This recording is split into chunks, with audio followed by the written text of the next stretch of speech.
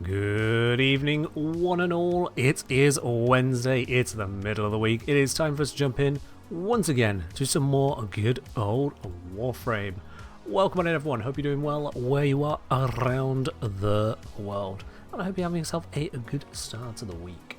Absolutely. I have good news, as is in the details of the stream title. Tomorrow, we will have the next Dan episode, the next Zero to Hero. That is the run through on the alternative account on Dan Tayford Arwin, making their way towards defeating the Murmur at Steel Path. And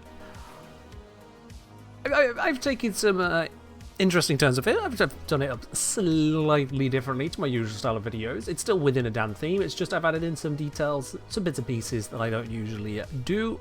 See how it is, see what you think of it. But also,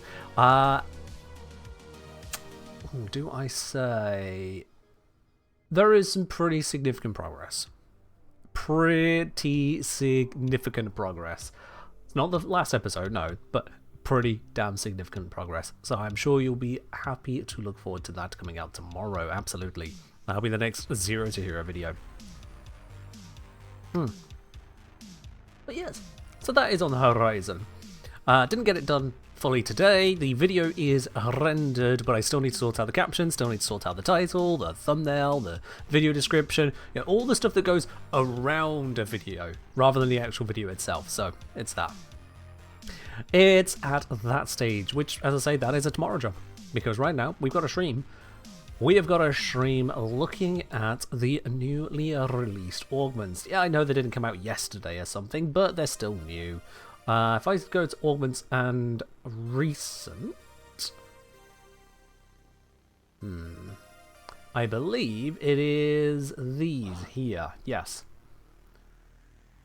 I believe these are the four that came out. So we have Cataclysmic Gate, which is a Soul Gate Augment. Wisp and 2 spectral images, cast a single blast of Soul Gate, leaving an area with some amount of heat damage and guaranteed heat and radiation effects. We have Conductive Sphere, Arc Sphere Augment. Projectiles that pass through Arc Sphere have a guaranteed electric status effect and plus some amount of electric damage. Fused Crucible becomes a channeled ability consuming 35 energy per second that ramps up. While active, Trinket Pillars trigger chain reactions and the duration is frozen. Mobility is greatly reduced. And then Omakuji's Fortune. Omakuji Augment. Reduce Omakuji's cooldown by 1 second when you kill an enemy with the weapon affected by Koumei's passive. Now, first of all, Jade saying, Fused Crucible, the Augment got like 5 chains and hard fixes. Yeah, it did need some addressing in different ways, didn't it? That's just Warframe in a nutshell. Warframe, when it releases something, they haven't actually finished deciding what that something should be until a week after it's released. So, you know, kind of works that way. Now, Omakuji Fortune, I'll be honest, I can pretty much just discount any concern or consideration because it is just what it is, right? Up to 4-second reduction per killing an enemy with your weapon passive, or passive boosted weapon. That's it. It's just a cooldown thing, right? And that's significant. Start of the next 12 months. Here we go. Yo, Petra, thank you very much for resubscribing there up onto 13 months. Indeed, you've got to work on the next full pot. You're 1 month of your way through it. Absolutely. Petra, cheers for that. Happy Hour saying it's just a straightforward band-aid for Koumei. Oh dear. Oh dear. Alright, Happy Hour Honeymoon. Please define band-aid. Come on. I want to be nicer. I want to be less prickly on stream, but if you're going to come in with not even 5 minutes into the stream and you're going to go with it's a band-aid, please define.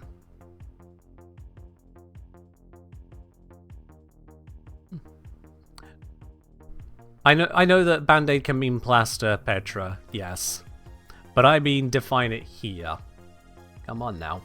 Don't need to try answer badly for someone else. Because it is for this particular ability here. Glimpses a favorable future, you get a challenge, and then if you do the challenge, you get yourself a buff, and then the cooldown just goes up and up and up and up. Yeah, so it makes it 3 usable in short missions. I mean, you could use it in short missions, you just don't get stacked and stacked and stacked benefits. Or at least previously would not get quite such stacked benefits. The cooldown cap is 150 seconds, but let's remind me of the actual cooldown. Omikuji Warframe. The cooldown is 5, 10, 20, 35, 50, 75, 100, and then 150 seconds. And so with that augment, and is it affected? Oh, that's weird. How did that happen? Was I messing around with... No? That is weird. How did that happen? You know, let's just briefly do this. Would have been intensified. Where is all the strength on this? Was I testing something? Must have been testing something. That is weird to look at. Okay. Here's Jade. Yeah, I'm just gonna open up a new slot. It's just easier. So, Omikuji's Fortune.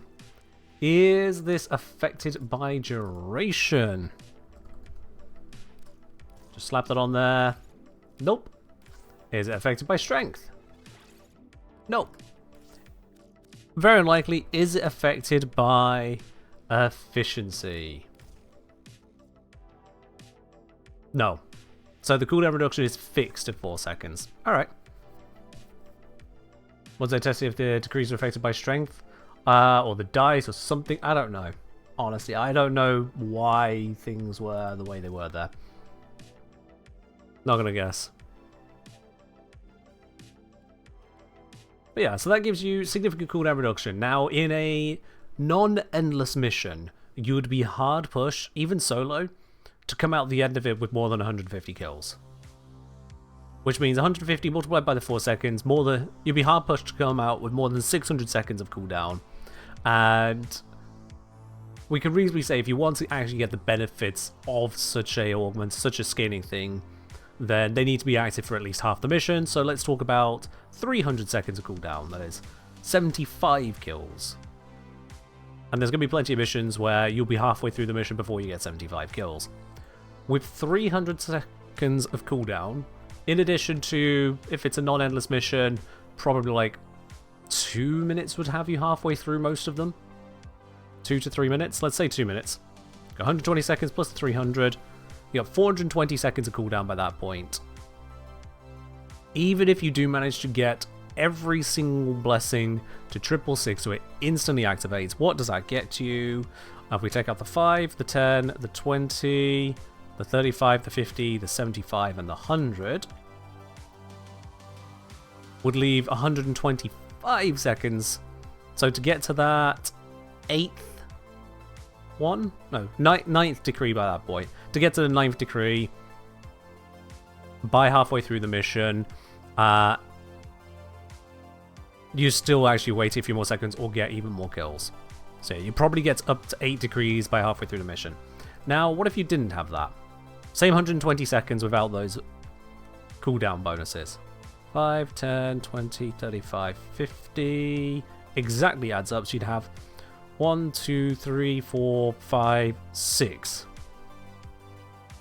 6 decrees instead of 8. So for a non-endless mission, just on that assessment, after 2 minutes of a non-endless mission, 75 kills, assuming you get the 75 in those 2 minutes, this might have given you 2 extra decrees at absolute best. Because you would have had to have instantly completed all the challenges up to that point. And yeah, Jade pointing out, does mean you need a strong weapon in all slots to activate. You've got a pure primer secondary or on steel path. You can have an entire dead minute where it doesn't work. Very true as well. Very true as well. So first of all, Band-Aid saying, oh yeah, it's a Band-Aid augment. Band-Aid is thrown around as a term, usually to mean this makes it where the ability has basic functionality. This is something that should be part of the ability itself, that without the augment, the ability doesn't work. It needs patching up. It needs a Band-Aid. And I don't believe that's the case. I just do not believe that is the case. Omikuji was clearly designed as a endless, what's it? Yeah, an endless ability. You use it in a limited duration mission, you get limited bonuses from it, you get what you get, and then the missions run out anyway. You've never played Koumei? Okay, makes it a little bit hard to weigh in on how she works, I get you. So I don't agree that this is a band-aid. This changes the nature of the ability. No longer is it tied to those cooldowns in the same way. You can drastically reduce them. It encourages you to change your approach into having a multi-weapon loadout rather than just a single weapon loadout or a weapon plus primer. You want to have that full hybrid loadout and looking to get, for example, any priming from a arch gun, from a companion, something outside of your core 3 items. So that is loadout changing, but not in a restrictive sense. It's just saying, hey, make sure you can kill with everything if you want to get these benefits. And then the greater the enemy density and the greater the kill rate you can provide out of that, you get further benefits out of the augment. So yeah. Blanco saying the best part of that augment is it works by interacting with Koumei's passive, it rewards active gameplay. Sure. Every 60 seconds, one of Koumei's weapons will inflict random status effects for 60 seconds. So it's just saying, be ready to switch between your 3 weapons. Simple as that. And that's only where you need to get the benefit from it. If you're not that hard pushed for the cooldowns here or there, then you don't need to worry so much about it. Now, just a reminder on the ability here, and this is more a reminder to myself.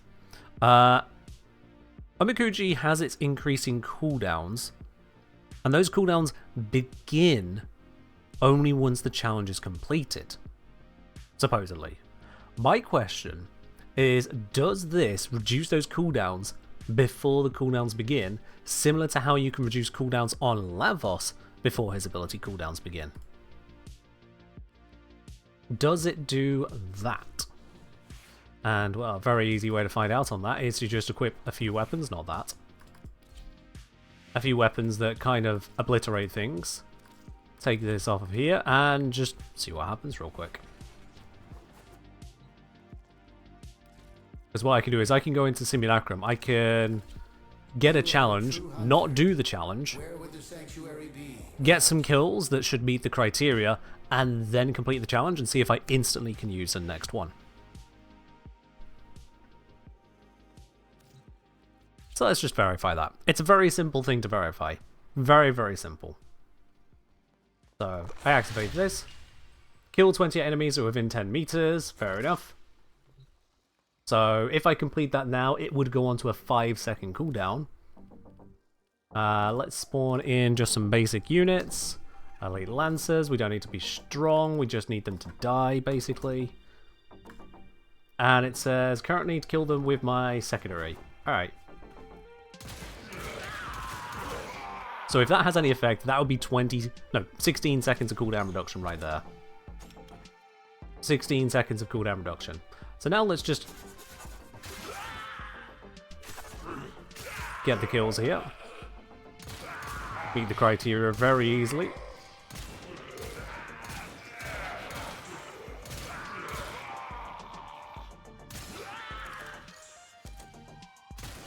There we go.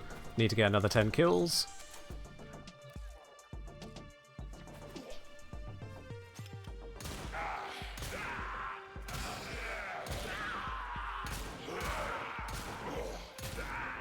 Two more kills, one more. Alright, so I'm watching that ability like a hawk. 5-second cooldown.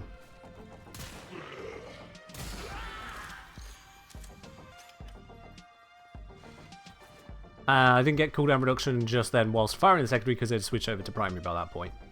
Which, yeah, that's a thing. I didn't pay attention to that bit, that's fine. Okay, so, yeah. Getting those initial kills did not give cooldown reduction. We activate this again now. Kill 18 enemies that are 20 meters away. Okay. So, I'm going to wait for it to switch over to the other weapon. And then again, verify.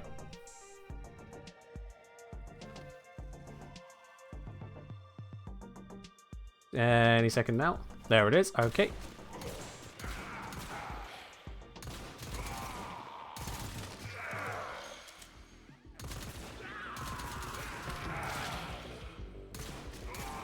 And yeah, it cools down... sorry, the cooldown is reduced after the cooldown initiates, not before. So it doesn't have the same benefit that Lavos does when it comes to cooldown reductions. Abby, I was saying, in my experience, the Augment also allows you to reroll more liberally. Reroll challenges if you run into ones you can't or don't want to do without running into the high cooldowns as fast. Yeah, I mean, you will run into those cooldowns, but you can remove them again. More the point there. And you're absolutely right. That is one of the significant features that provides to you, is that declining a challenge doesn't mean, for example, you could be on 2.5 minutes of just waiting. So long as you can get those kills appropriately, then you can absolutely turn it around. And again, that leans more into a an endless situation than it does into a non-endless mission. In a non-endless mission, if you're looking at a horrible challenge or a 5-second cooldown, you just eat the 5-second cooldown. If you roll a horrible challenge, but it's one you can still achieve, or you're looking at a 150-second cooldown, then you end up going, well, I might as well just try for the challenge, mightn't I? Yeah. The fact that it doesn't reduce cooldown whilst doing the challenge is a little bit sad, though. It is a little bit sad to me, because it means then the core issue of deciding between throwing away the challenge and the chance of the decree, or having to just go with the challenge however long it takes, that core issue is still there. Sure, it's a bit of a skill test. How quickly can you complete this challenge? The quicker you complete it, the quicker you can get the next decree rolling around. I get it. I get it, but the fact that we can't begin to reduce that cooldown with the Augment before meeting the challenge criteria or giving up on it, not a fan. Not a fan. And it's just a little limiting on that. But I wouldn't call that a band-aid. It is a change of the gameplay capability. Because if someone doesn't want to be running a triple weapon loadout, a triple damage loadout, if they don't want to be continuously trying to reroll into other Omakuji challenges, if they're unconcerned with how many of these are going to get, because they're doing a short mission, then it's not as important of an augment. But it's still a valuable augment. It deserves a whole mod slot, because in a relatively low number of kills, you can remove that cooldown. In a typical survival mission, I'd say that, at least against a Grineer, you're going to want to have a 100 kill per minute rate if you're solo on survival to maintain that life support. 100 kpm keeps it just about steady, so you'll have lows and highs because of the way RNG drops work. If you have vastly more than 100 kills per minute, you should be just plenty fine. With 100 kills per minute, that will produce up to 400 seconds of cooldown per minute, on top of the 60 seconds cooldown that just comes from existing. Yeah. Happy I was saying, those are all fair points. I'll say it's a band-aid to how I wanted to play Koumei when she first came out. Okay, so what you're actually saying is, you're happy to receive the augment. Hurrah, you have an augment. You can re-roll the challenges and get more of what you want out of Koumei. That's not a band-aid. That's just not a band-aid. The ability was not broken. I don't know what augments these days I would reasonably consider band-aids in the first place. People throw it around as a term so much so that it just became a toxic term. It's why I rolled my eyes at the moment you posted it. It has become a toxic term. There are augments that have been rolled into base kits, which demonstrated just how either close to or actually band-aid they were in the past. And that is absolutely true, but a lot of these I wouldn't say a band-aid.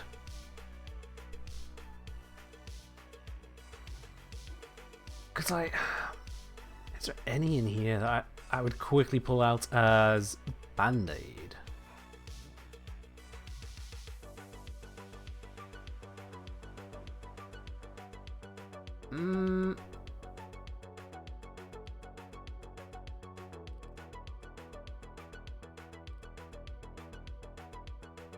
No?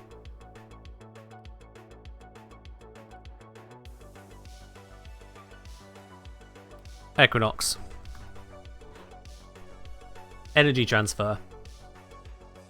If we want to talk a Band-Aid augment, this is probably the kind of thing I'd call Band-Aid.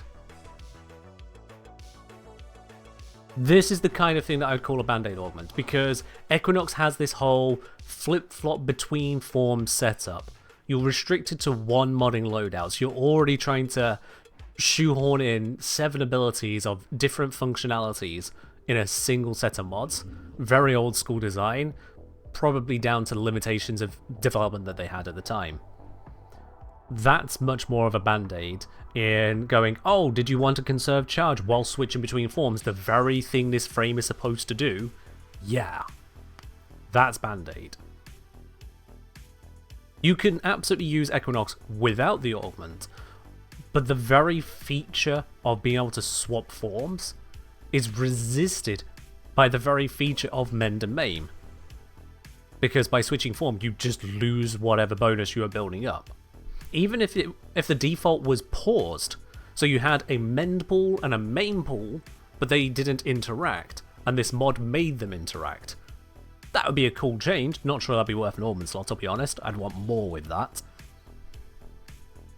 But overall, this one just fixes a broken aspect of Equinox.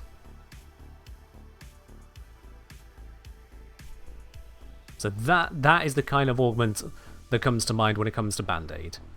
That level of, seriously, why do we need an augment for this? It doesn't massively change the nature of gameplay other than to just go, hey, you know that swapping you gave up on? You don't have to give up on it now. But all the other restrictions are still there, and now you're down a mod slot in an already complicated frame. That would be my number one. And even still, it's close to being correct design. It's more just, if Equinox wasn't constantly the whole theme of Equinox, if it wasn't about switching forms, I don't know I'd be anywhere near as upset with it. If you could just build 2 separate forms, if there wasn't the whole energy conservation factor in the first place. But the very fact that there is that energy pool that builds over time that you want to scale up and then can't maintain when you transform without this, that's where it becomes a Band-Aid. The design kind of necessitated it, and so it needed fixing. So yeah. I think I remember my point. Sorry, you're saying, for how strong decrees actually are, I think mod slot is a high price to pay for the cooldown QOL. I mean, it's not QOL. It's a straight buff. Quality of life is Wisp being able to place down all 3 of her motes at once. Sure, it's faster, so it is considered a kind of buff, but really you're just going, plop, it's there, we're done, cool, moving on. That's quality of life. You don't have to go cast at the start of the mission, whilst all your teammates speed off into the distance. You just go, bam, it's there, everyone buffed, let's go. That's quality of life. In this case, for Koumei, her augment is just buff. You now get to have so many more decrees so much quicker. Because that cooldown reduction of 4 seconds per, that's still pretty damn significant. In the early cooldowns, it doesn't matter anywhere near as much. In those early cooldowns are tiny in comparison to how long it usually takes to complete a lot of those decree challenges. But once you've gone through those first few decrees, and you're up into the over a minute cooldown, or eventually 2.5 minutes of cooldown, that's when they really begin to sting. And being able to remove that is huge. That ain't quality of life at that point. I would consider it a quality of life if it just guaranteed no challenges. Hell, let's be real. How many people would slap in an Omikuji augment that just said, you pass every challenge instantly? Job done. No cooldown reduction, it's a separate augment entirely. How many of you would be happy if the augment was just, you get the buff straight away, it goes straight onto the cooldown, jobs are good, move along, here's your decree, happy days. It's not that even if it took 4 mod slots. And that's my point, is that getting the decrees to come through faster is huge. And the whole, you don't have to do the challenge. Hell, even if it increased the cooldown, people would still probably pick it up because the trade-off would work. Sal will say, what about Ivara's invisibility augment? It adds new functionality. So it increases the speed, it gives you the ability to pass through things you normally could not pass through. Things that most forms of invisibility can't just pass through. So it gives you new functionality on her. So you pay for that extra functionality. The ability does more. You pay with an augment slot. Yeah, Qorvex 1 is Band-Aid because the more is already there. Insofar as that you can just use the energy and then transform. It's the punishment of being told, here is a transforming frame. Oh, but you don't want to. No matter what setup you have, you don't want to, because whatever you've just built up is gone regardless. There.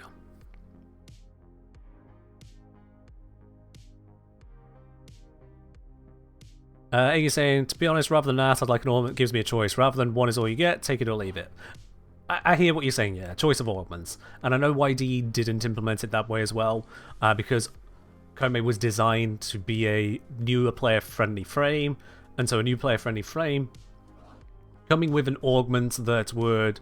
Oh, sorry, coming with an ability that would give them multiple mechanical choices to try and figure out during a mission just wasn't fit. That was part of their design intent on that one. Just say, weapons got a few augments that are near mandatory, like sentient barrage, volatile variant, critical mutation. I don't know why there's a question mark, that's just correct, yeah. Warframe and weapon augments fit into a very different category, though. Very different category. When it comes to weapon augments, because the weapon is mostly just gun, usually a weapon augment is along the lines of, let's make this gun more gun now. They do it in some interesting ways, absolutely. Sentient barrage, volatile variant, critical mutation. They're not exactly just, here is an extra 0 on the end of your damage. They do something more interesting, because they're an augment, not a normal damage buff. But ultimately they are just taking the weapon and allowing you to dial up its power. The only curious thing about it is that those type of augments usually don't have much of a restriction behind them. And so it's unclear to me whether they are wanting the weapons to be strong or simply stronger. Like, are they going past the intended power level based on MR, despite the fact there's no further MR luck, or are they acknowledging the weapon was behind the curve? It's a bit of a weird one. Whereas if you compare that to if we head into Cetus, and it's going to actually relate to Koumei, we head into Cetus with Koumei. It wasn't just Koumei that got released. Koumei, of course, came with signature weapons. Those signature weapons came with augments. The day they were released, they came with augments. The maiden returns to her shrine. So you have Amanata Pressure and Higasa Serration, which was to directly buff those, but you can only access these once you have access to Sealed Path, if I recall correctly. They are. Skixels asking, does the new Thermal Sunder fix affect direct damage and proc percentage, or does it just increase status damage? Okay, I think you're coming at this from a direction of what is the functionality now, not what it was the fix changing. So, Thermal Sunder applies a heat and cold bonus, heat or cold, or both as blast, to your weapons. It's just a elemental bonus on direct damage. On status proc, whatever status proc is determined, if that status proc matches the bonus that you are getting from Thermal Sunder, then instead of it applying as an elemental buff, it applies as a status damage buff for the elemental proc.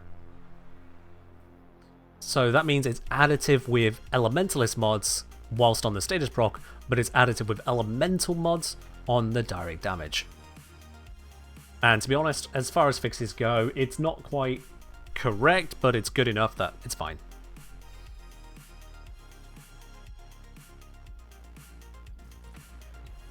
What the way I'm saying, not really asking you to justify every augment. What's up with Zaku's health regen on his 2? Seems way out of place on a non-health tank. Hard to say.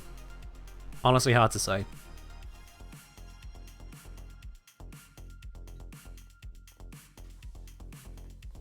Exactly, Jade. Yeah.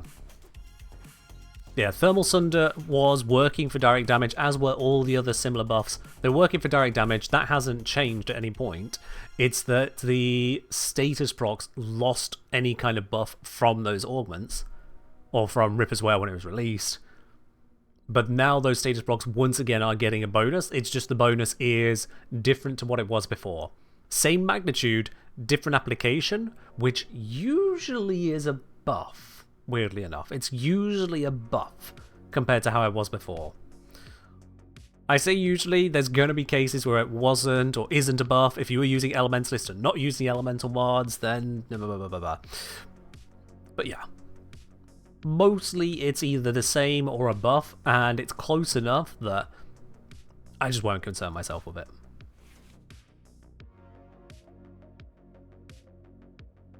It's one of those things that's like, the alternative is someone at DE sitting down, spending time trying to peel through the code and trying to figure out what the hell is necessary to make it where we have non-combining elemental buffs that stay elemental buffs that status proc here, and is that really worth their time? Is it really worth their time at that point? The best thing they could potentially do is just give it a new name type of buff, and so that we can refer to that. Just like how we have status damage, we have faction damage, we have pure damage, we have elemental damage. I don't know what name could be used off the top of my head, because I've not thought of a name for it, but for anything that has a buff like Valence Formation here, just some alternative name. So it's not elemental damage. It could be infusion damage, because no matter where it's coming from, it's always an ability that's doing this kind of thing. We can call it ability damage, but we can call it infusion damage, based off of elemental infusion, just as a thing. Some kind of distinction, so that when someone reads it, they go, oh, that's a different word. That's not elemental, that's what does that word mean? They ask someone, they learn it, they go, oh, that's what it means. Cool, now I know. Every time I read that mod, that's what it means. This is how it works. Additive with elements on direct, additive with status damage on proc. Cool. Adaptive elemental damage, but it's not adaptive. Lavos can adapt it, but Volt can't. But Volt works the same. So yeah. Also, I was wondering if they were using those augments as a testbed for changing how elemental DOTs scale across the board in a more consistent way, but it's pure speculation. I highly doubt that. I highly, highly doubt that. I have no indication from the way that DE are doing things that they are intending to change status proc mechanics in general. This is far more likely, because when the issue came in was when we had the non-combining effect brought in. It's instead just their way of implementing it that avoids reintroducing the combination factor. That's entirely it, as far as I can see. Hell, I'd imagine they'd announce otherwise, oh yeah, sorry, we're testing something. Because that'd be a very long and weirdly applied test. Yeah.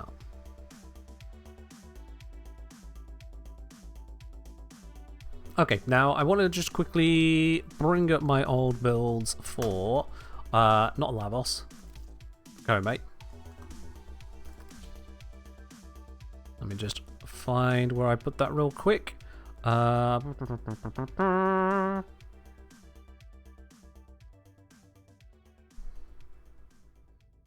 Leonhardt. Please stick to English only on the channel. Much appreciated. Especially if what you're putting next to the English isn't actually a translation. But hello.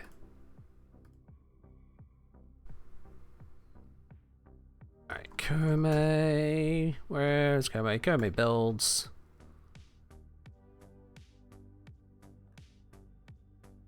I just want to make sure that builds haven't been broken by me. So the core build, normal setup, wasn't need, yep. That is what it was.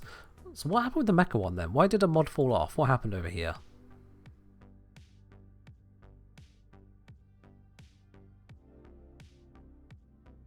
Where is it? So that was previously using, yes. Yeah. Oh, I was using Streamline over here, not Overextended. Why was Overextended on there then? That's weird.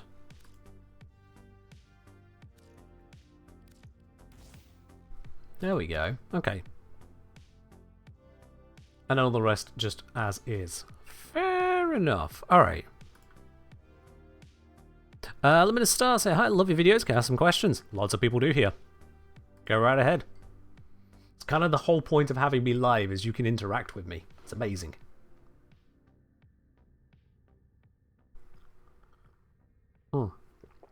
Okay, so with this then,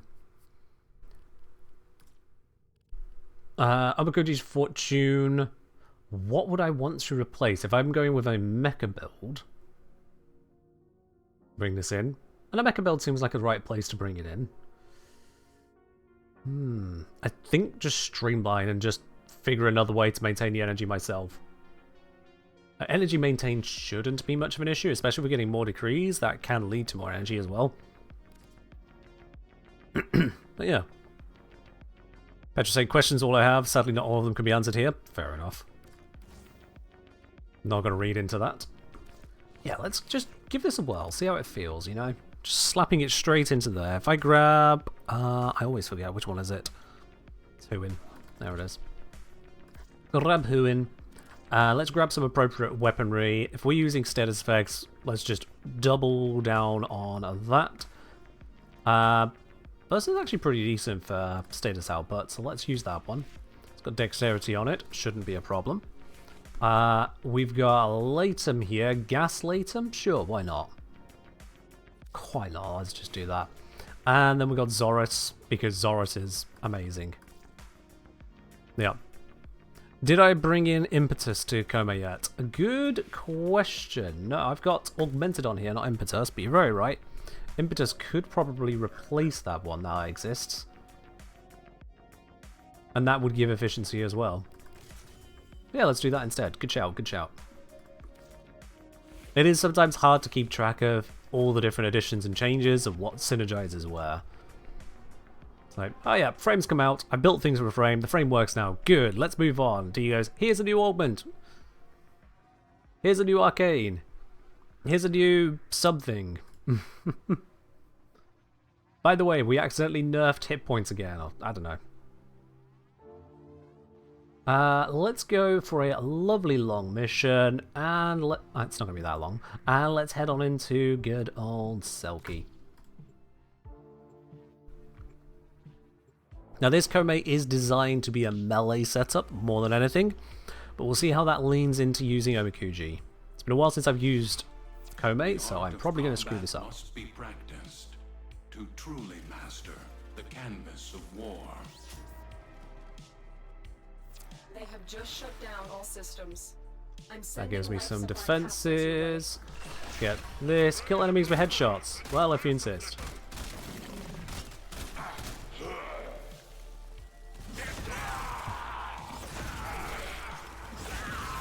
One kill with a headshot so far. Two. All those AoEs bursting above them did not count as headshots, unfortunately. This is charged. I think I'm safe enough to activate Raw.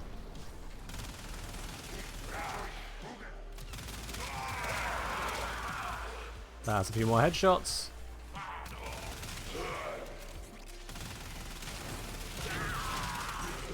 There we go. After taking damage, roll to immediately recover stuff. Alright. Wasn't really the kind of thing I was looking for. Kill enemies inflicted with cold. I found one or two.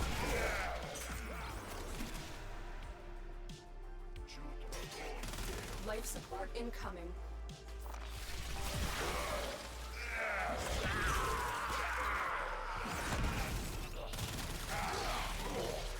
I don't know if I have a cold weapon equipped at the moment. I think I do. Which is a little unfortunate. So what I could do is I could just cancel this one.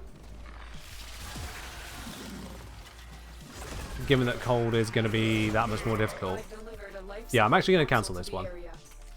Activating Put it on and cooldown. buying more time.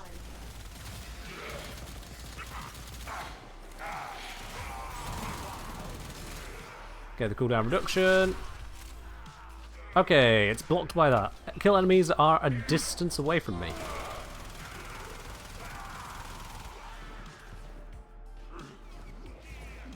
Was that not 20 meters away?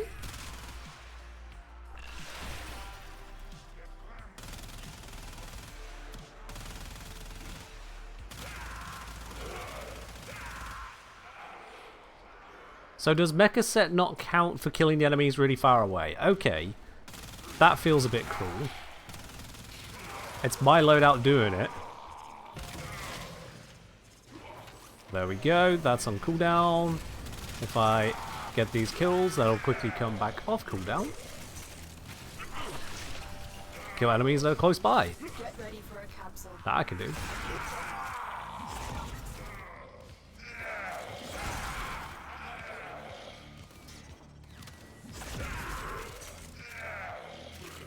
Now we got random statuses on this as well.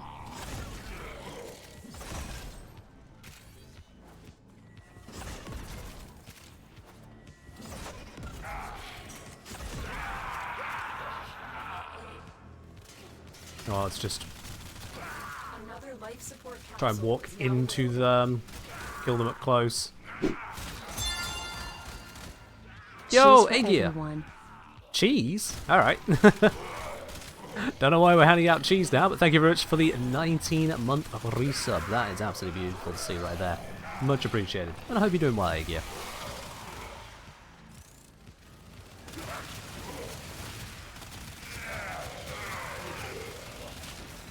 The impure, the unworthy. I think I'm overestimating just how far 10 meters goes here.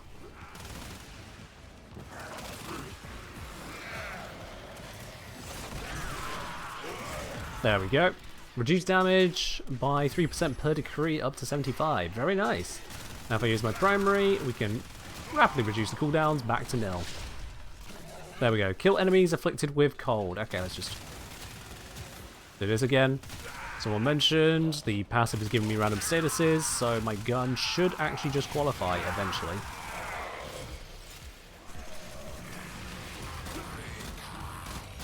Ooh, immortality time. Don't mind if I do.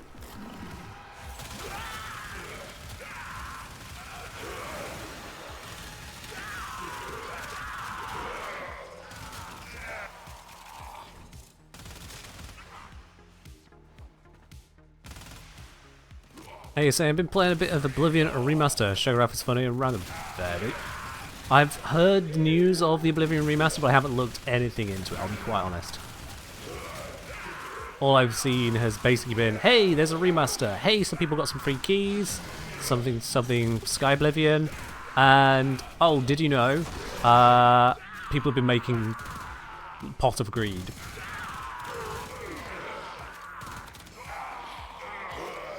That is the extent of my awareness as to it. Our operative is making progress. This will help. It is our definitely a cause. secondary bonus at the moment, yeah. So, where's my cold procs? Extraction is ready. You are running out of time. Consider Oh wow, I extraction. am failing on kill rate whilst trying to mess around with these damn challenges. That's no bueno. Let's do some heavy killing for a moment. Where's all my life support actually? There should be a lot more life support around me than this. What's my kill rate? Oh, bollocks, I'm just gonna fall. That sucks.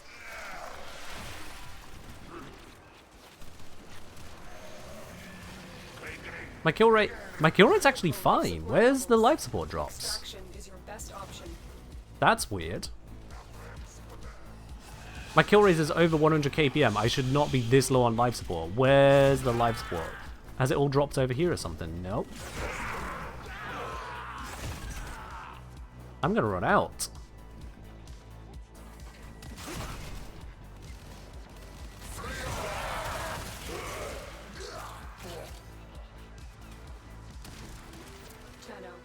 Extraction is ready. There's some. That's brought me up a bit more. There we go. Gonna check if any's... Oh god. Nope, don't want to be in this tile. This tile is bad for spawns.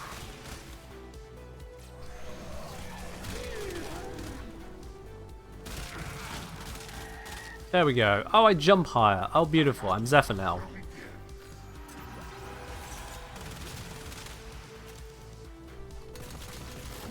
I'm gonna switch to this so we can get the cooldown reduction. It has no benefits at the moment.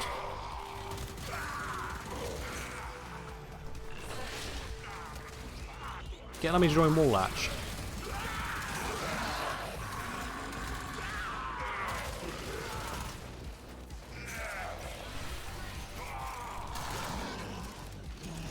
That is in fact not a wall latch.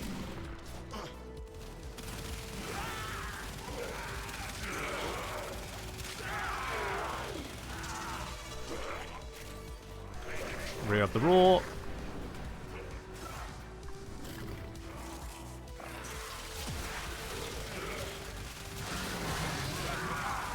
There we go.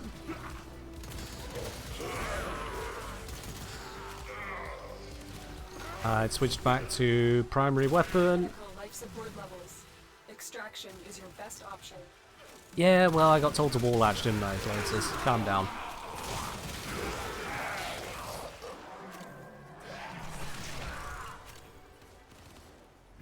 How many decrees am I up to now?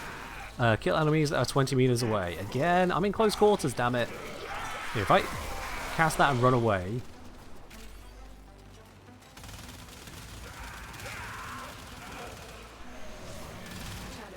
Extraction is ready. I need life support. It's not bloody well dropping enough for me.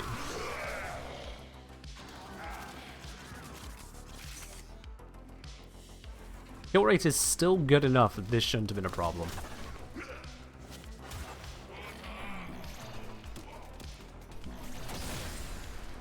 Life support has been replenished. And now I've had to move into this tile. This tile is crap. Support activated. The spawns are always brokenly slow on it. It's the last thing I need given the fucking life support issue. Yeah, Loki's passive would be a nice one on Koumei in this instance, but missing out on Koumei's actual passive probably ruins that.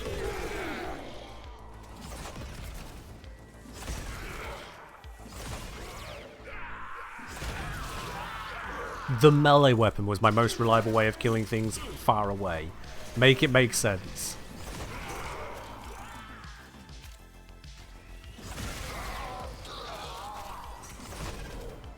This extra jump height is actually a negative. I don't like it. I don't need to jump higher. We're in corridors.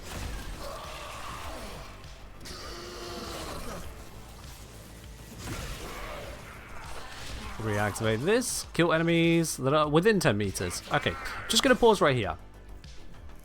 Just pause right there. So, we're at nearly 10 minutes in the mission. Got 900 odd kills, which is well more than you'll get in a non-endless mission. How many decree stacks do I have? I would love to know, but it's a little bit blocked by this. It looks like it says 8. Looks like I have 8.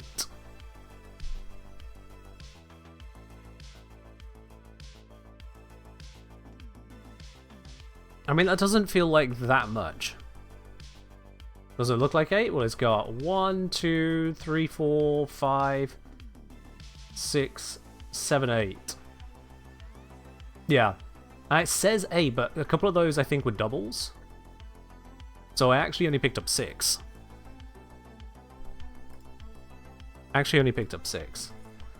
Which, if I cancel this challenge, I'll be able to confirm for certain by seeing what cooldown it goes on to.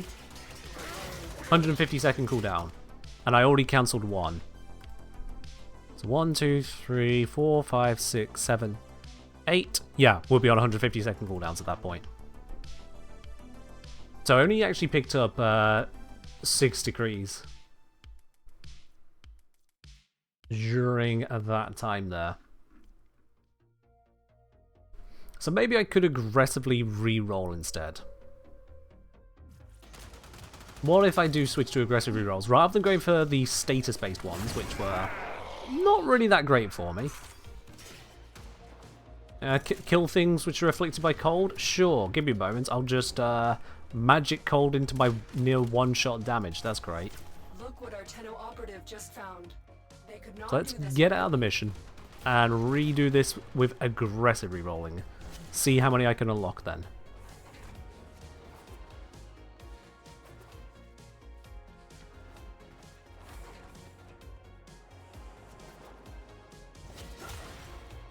Or more importantly, how quickly can I get to 6? You are a blade. You Hello, bite. resist to strike. You strike to win. The lesson ends.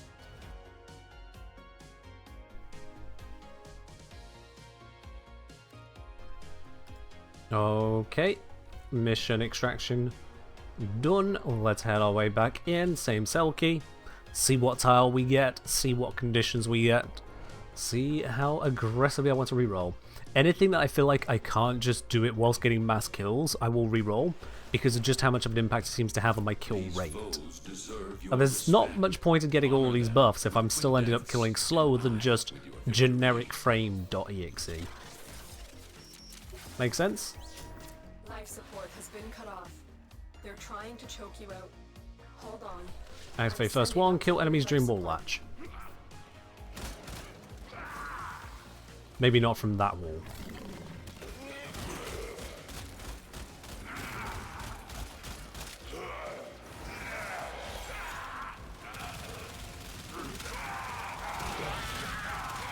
There we go. Next one, kill enemies inflicted with toxin status, and I have a shield recharge delay negative. Let's just delete that. Beautiful. We're immediately off cooldown, try another. Kill enemies with headshots. Oh, guess what? I can do that one.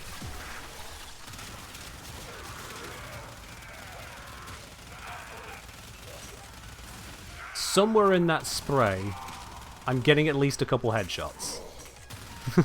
It's impossible for me to see. But I know I am hitting some.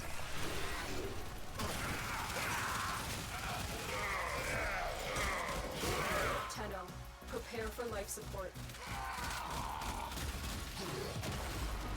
Oh, Hooven's down.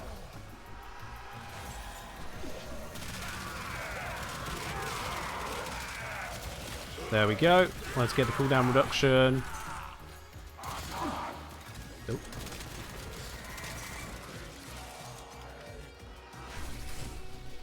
Ooh, I am taking a lot of damage here, not a fan.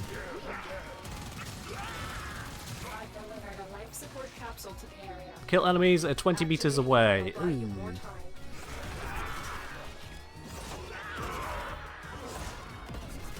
Yay, melee for long range kills.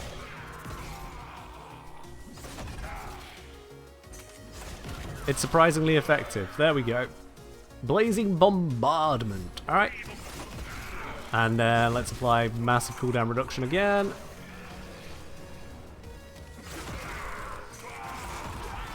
Hangabout. Hangabout? I saw something I don't like there. Maybe I missaw that. I'm pausing the mission. I need to investigate that. Videos. Back recordings. Recording just now. Alright, let me switch my screen around so you can see what I'm looking at here. So. If I jump ahead, oh, a little too far. At this moment right here, I've got 8 seconds of cooldown left. 8 seconds of cooldown, passive showing melee. If you're on mobile, tough, you can't see, but yeah. So, at the moment, it's showing that use my melee, I can reduce the cooldown. I have the Augment equipped. So all I need to do is get 2 kills, and that should wipe out the cooldown. I'm going in for the throw. Big hits. It's gone down to 2.8 seconds. So is there just 1 kill in all that?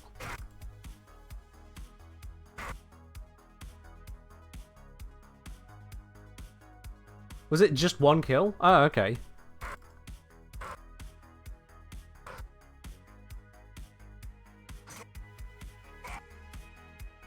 No, I'm seeing affinity numbers all over there. Yeah, they were hidden behind the damage numbers. It wasn't just one kill. There is a lot of affinity numbers. I didn't get just one kill. This is an AoE weapon. You can see the minimap actually. You can see just how many enemies are next to me. And then a moment later, there aren't. Maybe influence doesn't count? Maybe. But that's a melee kill. Everything ever has counted that as melee kills. Like, if I go back into game for a bit. Mission progress, stats, melee kills, 93 at the moment.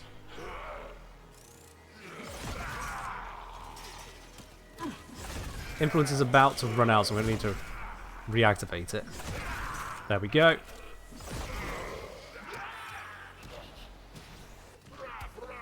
I'm waiting to hear something die from it. Didn't hear it. Yeah, so I'm at 128 melee kills. 141. Those are definitely melee kills. Those are definitely melee kills.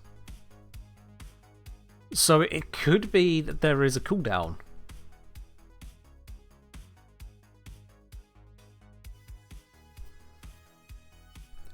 It could be that there is a cooldown. So that would be tested, but that wouldn't make sense. Why would there be a cooldown on it? Hold on. Let's activate this. Oh, Destiny Alliance. I get the thing straight away. It's now secondary, so...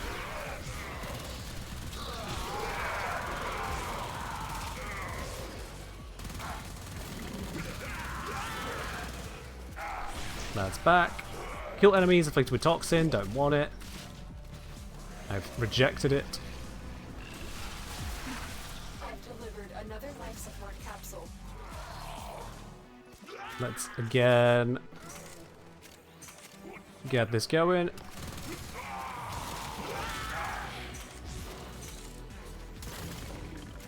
Oops.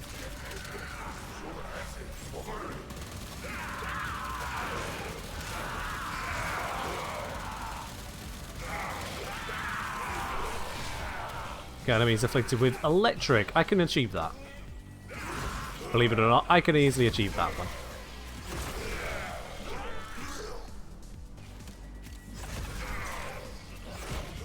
There it is. Alright, so we're on to melee for cooldown reduction. Let's see what happens here. Massive, massive reductions. Oh, hi, Misery.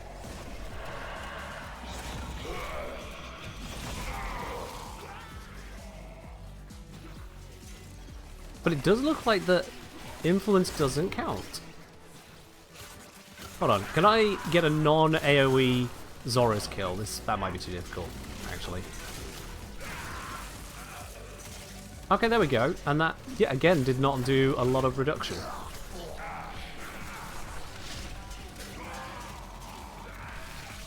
I think influence just doesn't trigger it.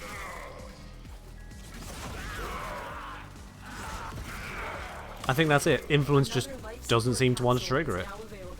That's weird, though.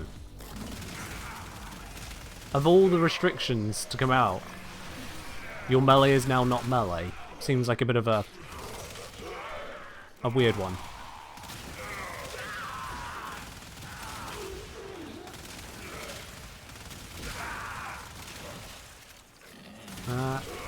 That needs some more testing. But I'll run out this mission first, so we can still get the vibe and feel of how this comes together. So I'm going for the headshot kills because I've got a precision weapon. I'm gonna want to re-up my armor a second. Oh, I should be using yeah, I'm supposed to be using... Yeah, no. Primary is fine. I'm doing the challenge. Knowing which thing to focus on, that's skill. A skill I apparently lack. Ken, focus, never heard of it.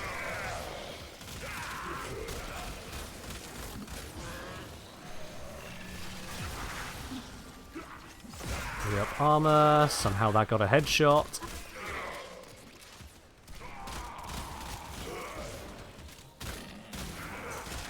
Oh, come on. Land the headshot. There we go. Okay.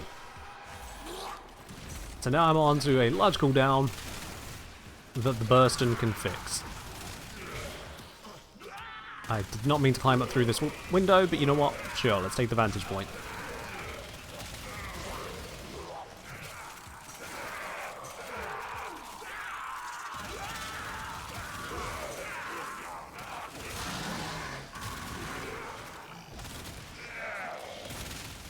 There we are. Remove the cooldown. Kill enemies during wall latch. I can do that.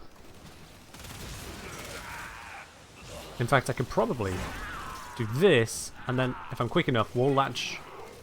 No.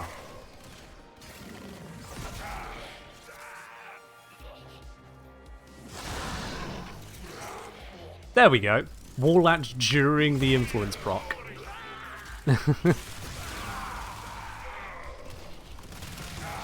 There we go. And then I need melee kills to get this off cooldown. So that gave me 25 seconds. That gave me a whole bunch as well. Yeah. How does electric stack to deal massive DOT? Want to use lava spells formation to get 200%. I don't know if it's enough to kill Demolition Primary. It's not just electric kills or anything like that. It's when you stack enough bonuses in general. There is no one thing that just wins. A strong source of damage, strong multipliers to damage, strong overlaps if that's necessary. No one thing is a fix. Kill enemies while sliding. Okay. Want to try for a moment to get that?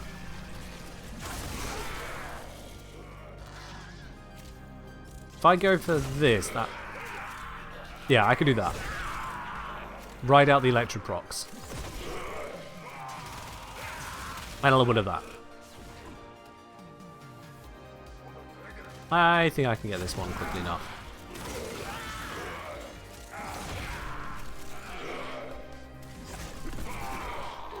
Yeah, there we go. Nearly there. Oop. Wrong sequence. A few more.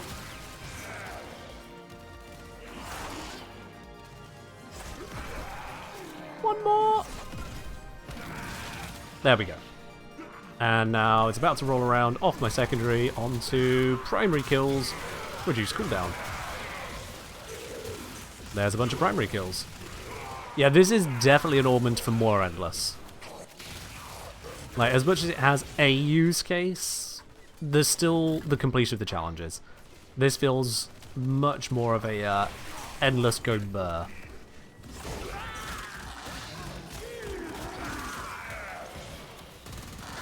Oh, you stole my gun. I need that one.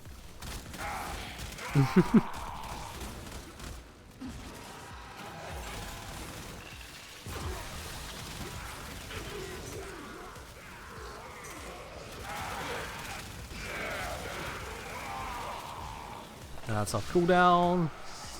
Kill enemies inflicted with toxin. I don't have a toxin weapon. I don't know, I really want to try for that. Mania is invulnerable to shots.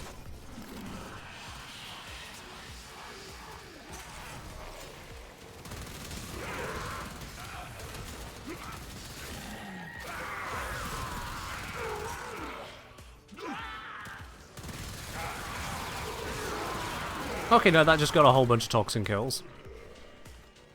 There we go. I think I killed the mecha target when it had toxin on it. It spread it to nearby enemies. They all had toxin on them whilst I was killing them. I think that just about worked out there. Look what our Tenno operative just found. Okay, stop at the 10 minutes. Just check where we're at. 10 degrees, but one double, two doubles by the looks of it. So I managed to get an extra couple of degrees out. Not too crazy, but I was able to cycle out bad challenges in the process.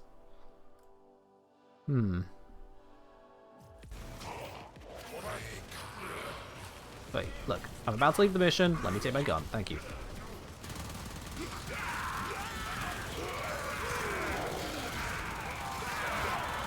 So yeah, maybe with more familiarity, with more skill, with a different loadout choice, different mission choice even. Maybe you could get that even further still. Because there's no guarantee I am representing a good Koumei. I'm just playing Koumei. Imagine if you actually also gone for extractor like that, there'll be riots.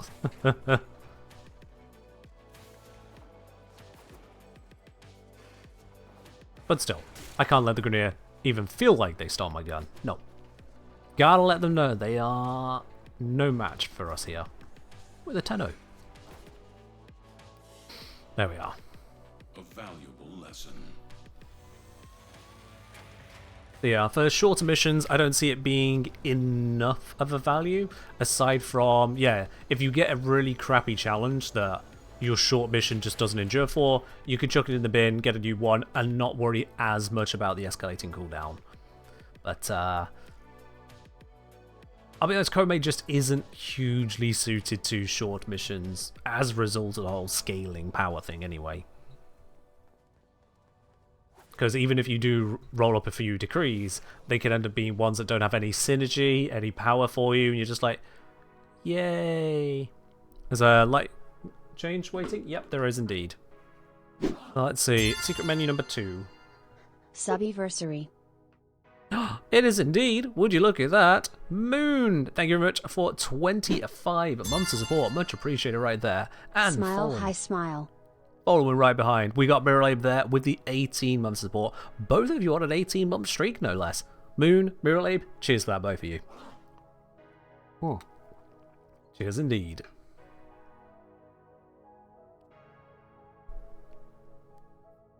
Yeah.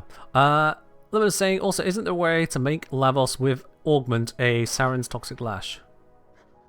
No. Saren's Toxic Lash is a nearly unique ability, only mirrored by Zarta's Whisper. Lavos doesn't do that. So Zarta's Whisper and Toxic Lash, they apply a second separate hit when you hit with an eligible weapon. Whereas Lavos' Valence Formation is improving the existing hit. Does that mean Zarta's applies on acid shells? Yes, which is why it's in my guide to the Solbeck. Also kind of happens with Cytonine's resupply? Fair enough. I'll be honest, I have slightly forgotten how that ability works. I've mostly just relegated Cytonine to haha punch through sniper go burr. I'll be quite honest. But yeah, overall, looking at this here, I would say mostly this fits into the same kind of role as Lavos' first augment, Swift Bite. So Lavos' Swift Bite augment, it allowed him to stack cooldown reductions. He had 2 abilities that could now do cooldown reductions, one of them reducing the cooldown of itself as well as the other ability. It allowed you to go full Castle Lavos where you previously couldn't without some ridiculous efficiency, high density setup. It allowed a significant change in the approach. So this doesn't have quite the same significance. It doesn't completely change the playstyle of Koumei, which is kind of a slight problem that it's a augment in that regard, but it does still mean that you can actively focus on the cooldown reduction and therefore get more out of it, and you can choose to throw away certain challenges more freely, knowing that with a good enough enemy density, you can bring it back around. By and large, it's going to matter about those 150 second cooldowns, and as it's locked to 4 seconds and locked to 150 seconds, it's always going to be the same ratio, which is 37.5 kills, so 38 kills. Less any time you actually spend just getting the kills, because it's not like the cooldown doesn't tick down. So if you get 30 kills in quick order, which at the level of Steel Path certainly you can on high density missions, if you get 30 kills in quick order, you could completely demolish that cooldown. In a 100 kpm setting, which is kind of minimal level for life support without having to use the towers on Steel Path Grenier, 30 kills will be happening in What's that? 18 seconds? Yeah, 18 seconds. It's pretty solid. So yeah, 30 kills will be 120 seconds off. 18 seconds makes it 138. You might need 31, 32 kills. Somewhere in that ballpark. Say if I want to use electric effectively, I need to use a high damage weapon with good crit to get good damage. How about, for example, a non-buffing frame like Frost and guys with good weapons to do level caps? I don't talk about level caps at all on this channel. They are of zero interest to me. They are an extrapolation of the game's leveling mechanics to absurdity. And I recommend it only for those who really want to get invested into min-maxing their setups for that specific type of endless content. It's not something I recommend anyone engage with if they're still at the point of figuring out how to build weapons and frames. If you're struggling with normal demolishers, level cap is simply not within your purview unless you just take some Octavia level cheese. It's not of interest to me in the slightest. As for to use electric, you need high damage with good crit is not what I said at any point. I said that you need the different bits to come together. It doesn't have to be specifically a weapon. It doesn't specifically have to be crit. Those are benefits, but that's just because more damage is more damage. Ultimately, it's not about the electric. It's about just having enough number. Number go burr.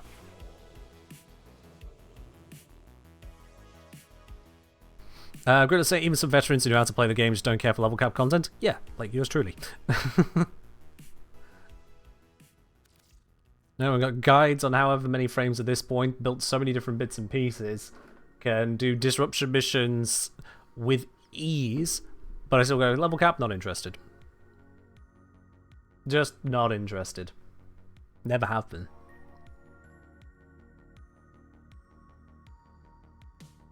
But yeah. One of the interesting things about level cap is that it creates a slightly warped mindset on what a good build looks like. Because a optimized build is min-maxed. Most of you, if not all of you, have heard the term min-maxed. But when you actually think about min-maxed, you realize that it changes based on the mission that you are engaging with. Someone who only sees level cap as the goal will see builds in a case of how well does this handle level cap. So they'll look at, for example, some of the health tank builds I run, they go, well, that won't handle level cap, it'll fall over by level 1000. You know, yeah, it will. But basically none of the game is level 1000. Basically none of it. Which means that tanking for level 1000 and plus is a waste of tank.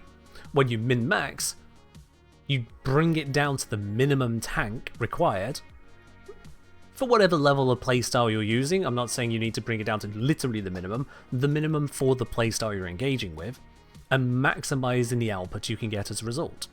That's your min-max.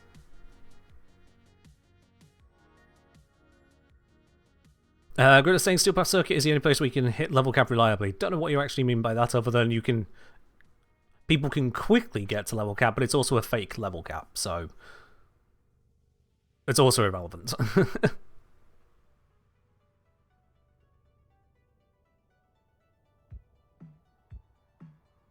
LSR is saying it would be more compelling if survival did not just equal iframes past level 3000 or so, which again circles back to my point. It's an extrapolation of the level system to absurdity. For Warframe to have any semblance of balance, it can't let hit point tanks classically tank or easily tank level cap damage. Because otherwise, in every normal mission, you'd feel like Lavos++. You'd just walk in God mode and go, well, I guess I'm not dying today. Thanos snap everything. And then there's no challenge. So in order for the rest of the game to work, level cap ends up being absurdity. And I'd rather it that way. Because I don't want the content to start 4 hours into a survival mission. Shit, I can't remember the last time I spent even 2 hours in a survival mission, I'll be quite honest. I'll replay a mission over and over, sure, but to spend 2 hours in a single mission, I just... take a break, you know? Take a break, and not by just pausing the game. Also, my shoulders ached a frick. Oh. 4 hours into the tower defense? Yeah, tower 4 defense, yeah. Hard pass on that. And thankfully that was before my time of playing the game. Someone will say it's just an extreme environment beyond 3ST percentile for me. I don't know what 3ST percentile means here. Oh, sorry. 3 standard deviation percentile? That's not... You just say 3 standard deviations. Or just, you know, beyond the top end. Are you measuring the standard deviations? Anyway, Luminous, that's why it's hard for me to find people to ask about, since it's not that popular and kind of not worth the effort. Yeah, so like, if you want to do it, then sure, go ahead and do it, but if you're trying to level cap before you've figured out, you know, your builds for just Steel Path, you're trying to level cap too soon. You haven't done the groundwork. You're trying to not just run, but sprint before you've walked. Walk the path. Then go level cap.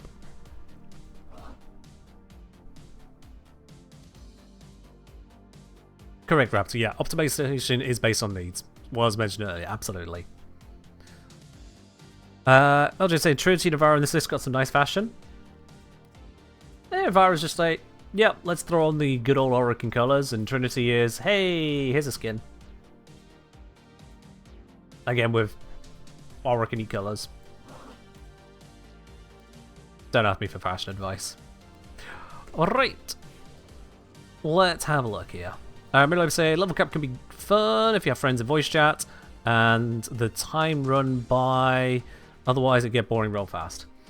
I mean, I can say that about so many different things in so many different games, where the content is just a minimal engaging loop. Yeah. May I ask why my Koumei is blue? You may not. So let's see then. Well, that is Koumei had a look at. I am intentionally staying away from Fuse Crucible for the moment because that one's had a lot of noise around it already.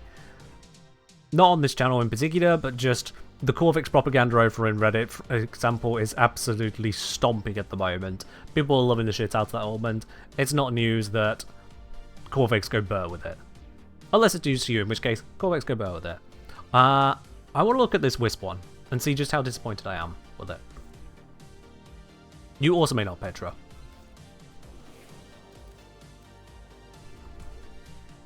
So let's grab ourselves a Wisp Prime here. Just open up a new slot. Because this is probably going to need its own approach to make it work.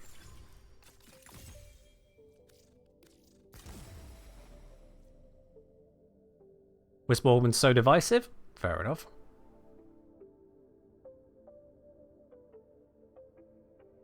Any fun subsumes for Excalibur, Umbra, do not wish to be a slave to nourish. Kid of a kind, what issue are you having with Excalibur Umbra? What's the weakness of your Excalibur Umbra?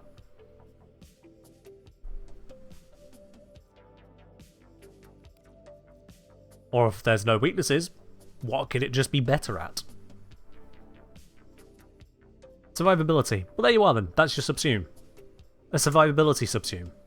So whether that is survivability through blinding enemies with Breach Surge, whether that is survivability through straight up damage reduction with Eclipse, whether that is survivability through giving yourself armor, or some other alternative. Survivability is what you need, so you go for the survivability subsumes. That's how you pick a subsume. And if you don't have an answer to what does it need or what could be better, then you don't need a subsume. Forever and ever and ever and ever and ever. Cataclysmic Gate, damage, starts at 5k, then does damage per second, has a radius 10 meters, duration 10 seconds, max soul gates of 3. Okay. Throws out some procs. Let's see how this comes together. Petra, that's not helpful. Don't be like that. I have a Lycaf build for Wisp? Wow, okay. So this is probably just going to want stonking amount of strength, range, bit of duration, right? Yeah, let's just try and make something like that work. Into the starting slot, let's go with... Yeah, corrosive projection always ends well. Hello, Kwandu. Slap in a good old Blind Rage, because why not? Let's slap in a Primary Continuity, because why not? Let's get some range in here. Let's go overextended for a 1-mod solution. Because why not? Can get some additional strength in here with Transient Fortitude. Doing alright on that side of things. Let's see then.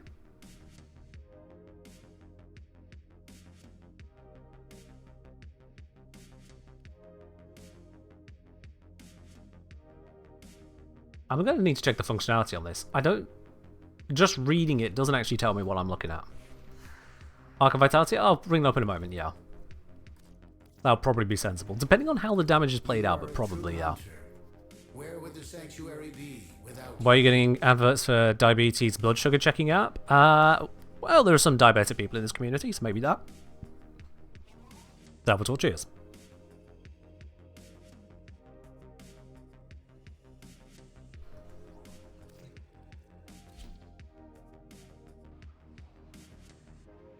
Does it still have the same interaction with Breach Surge and other skills? Don't know, haven't tried yet.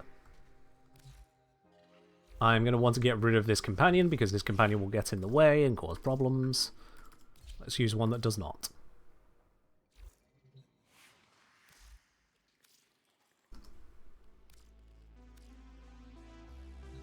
Okay.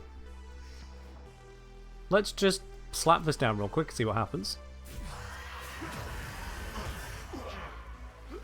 Okay, so there's a kind of a charge up to it, and then it sets off this bomb.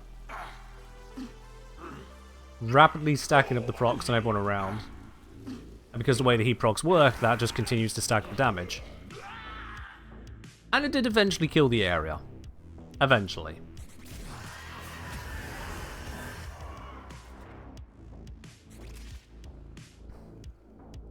That texture, however, is not it.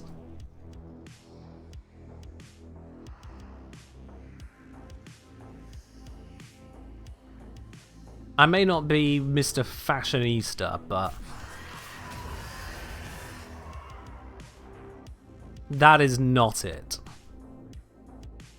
Mini Sun. So I can see the tiling on it, and it's submerged into the ground with some, dare I say, very weak flame element around it.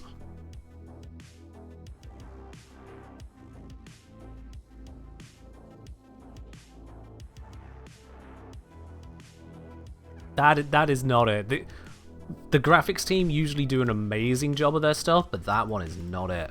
Have I got effects turned down or anything? Visual effects intensity, it's down at 47, because there's usually a lot, but let's just bring this up. Tiling is the worst part? It is pretty noticeable. It's like straight out of New Fortuna. But again, also that... the fiery effect around it...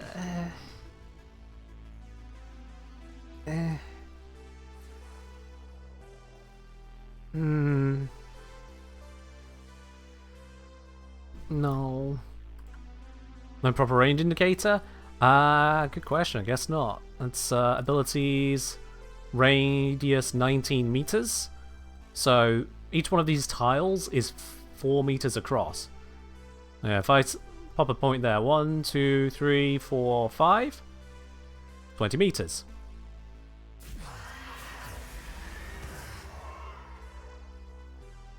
Well, that doesn't look like that radius, does it? That...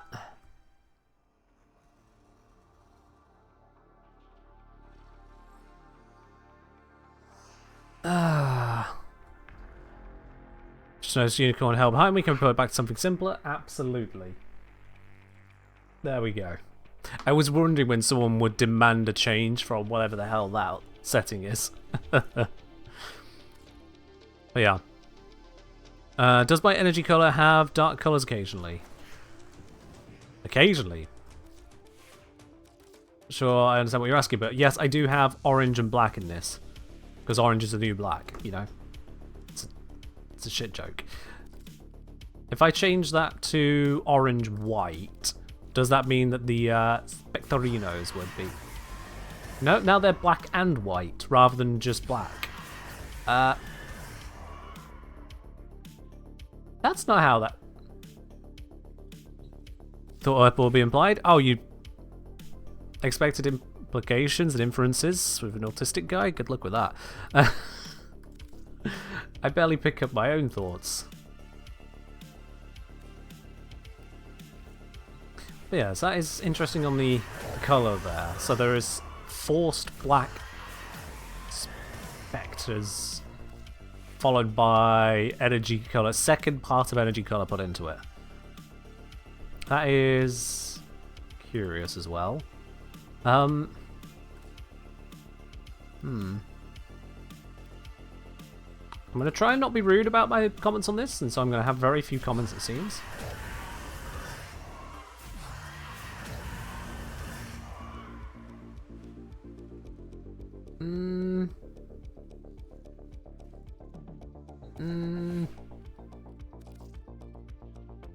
I mean, if I change this all to just some piss green.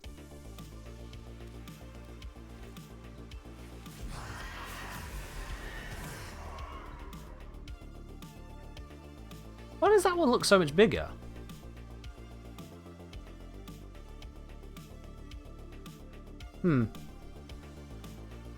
Regardless, it's still not full size. It looks so flat. It is flat. It's a solid sphere with some very distinct tiling on it, and then the flames are more of wisps of incense.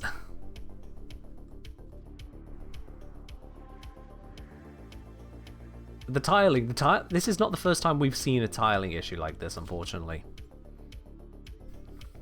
This is one that I know in particular annoys one of our moderators on this channel, Solancy. But it does look just poor. Watch, I load in, they're going to have changed it now, right? Silently hotfixed.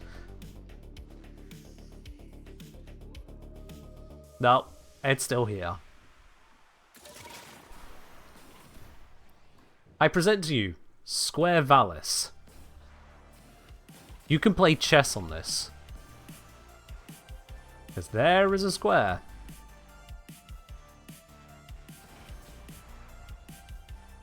They're not even rotated.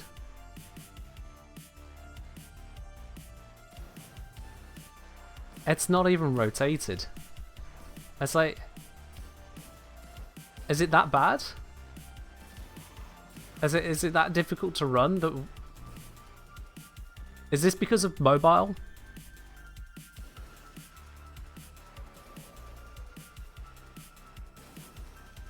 So yeah. Not the first time we've seen very obvious tiling.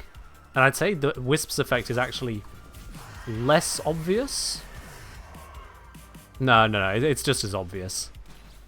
Eyes are amazing at picking up patterns.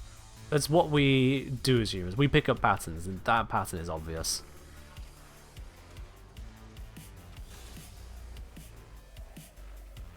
But yeah. Not a fan. Not a fan. So, yeah. I'm gonna stop focusing too much on the visuals now.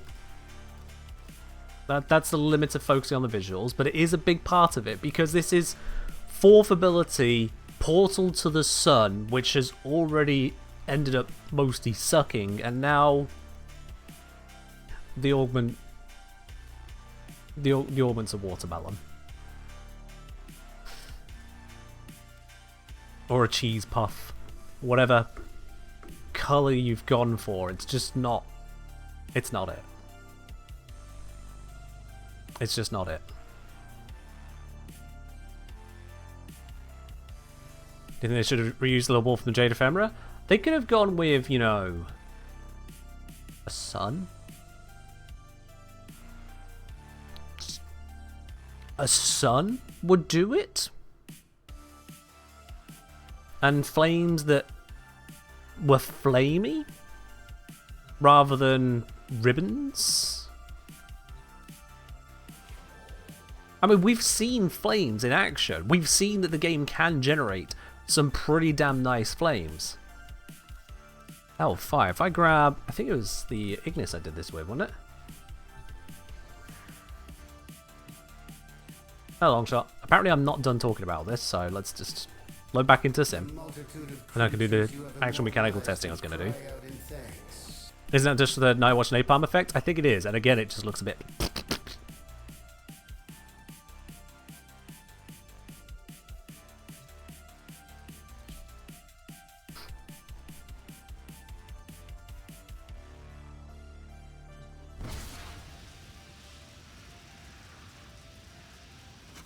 So that's one. That's the other.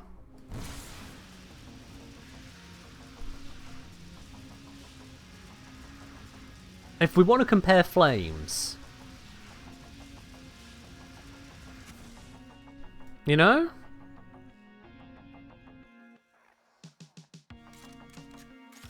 Cheers for the eavesdropping there. Bye. Can I try using the colours from the Ignis on Wisp? Sure. Because I've gone with some specific colours here. I've got a orange and black. It's not quite black. It's about a 60% grey. 60-70% grey. And then this orange in particular is 1003 orange. So we're looking for orange and dark grey instead of orange and black. Doesn't look like we're going to be changing much, does it? But let's change. Let's change that, I suppose. It's like this one here. There we go. Okay. So with the exact same colours, we have Ignis. We have Wisp.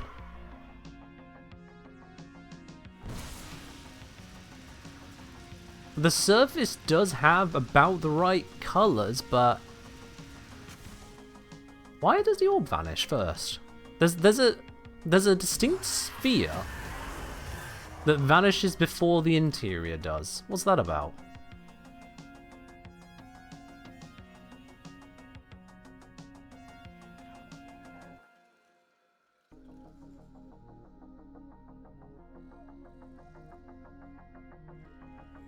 Huh. Yeah, I ain't got it. I ain't got no answer on that one for you. I just know that... Look at this sooty fire. Look at this.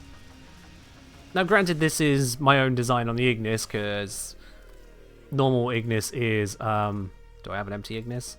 Let's just break this one.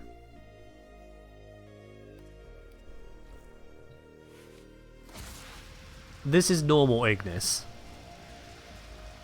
which is just Cheeto dust. Just Cheeto dust. And just a little bit of colour changing on the energy. It's just the energy colour that does this. Bam! That's something that feels like it'll melt your face off and colour your entire family tree in soot.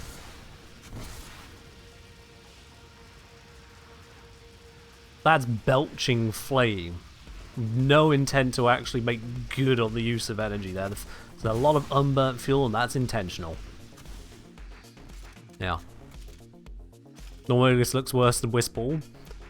I mean, if we zero out the energy on it, let's be fair. What is the default Wisp Ball?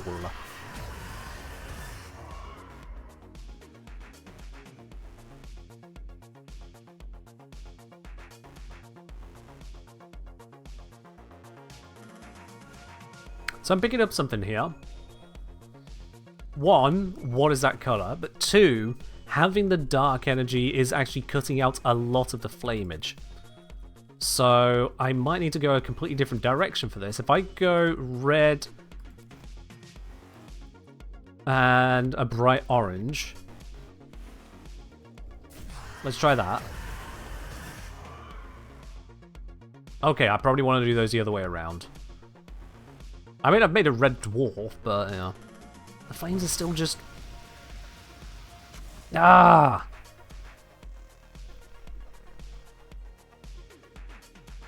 Because, like... If I'm imagining a star lashing out and creating these wisps of flame, you know what comes to mind? It's not this. It's solar flares. I'm imagining lances of that just reaching out and lashing and striking in different directions. I'm thinking an eldritch beast looking thing. I'm thinking a kind of thing that makes Hydroid start to feel a little bit inadequate because these tentacles of flame are what's doing it. And lift it up. Just lift it up. Stars hover. Hover. So, take that orb. Take it off the ground, just shove it 2 meters up, and lances of flame. Hey, what happens if you shoot a wall? The wall files a restraining order.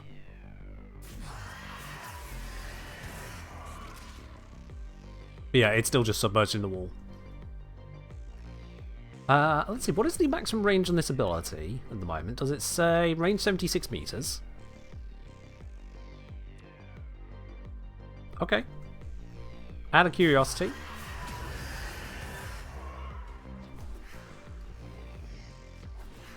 So we can have it in the air. We just have to point at the very end of the ability.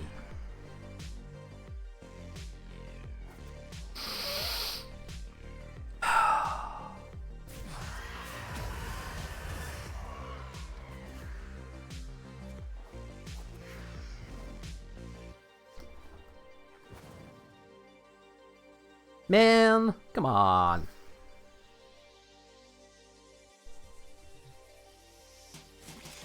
Oh well. What you're looking for? Solar Flare. What you got? Ogress with a little beach ball.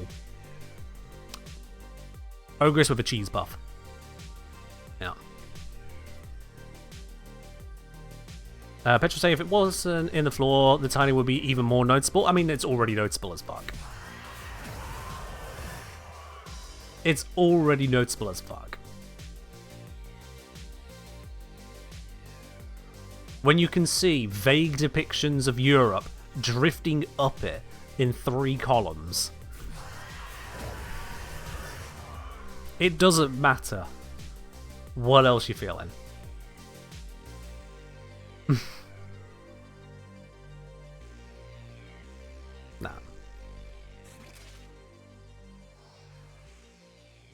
Nah. Is there a list of abilities that make your frame damageable inside operator? Anything that is active.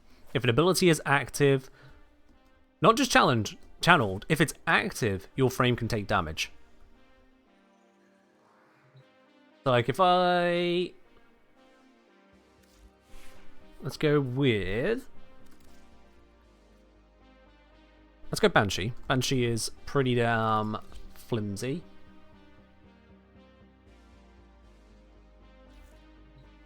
We go.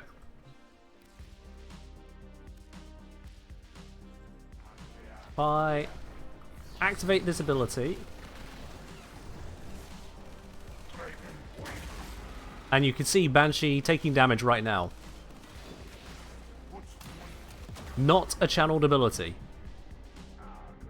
That was just sonar.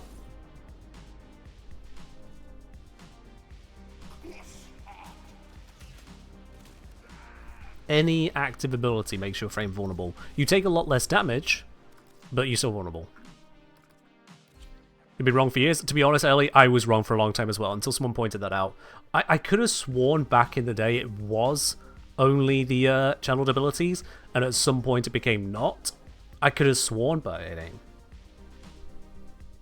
Dick move is just what? Brutus? Can you give us some more context? Who are you calling out?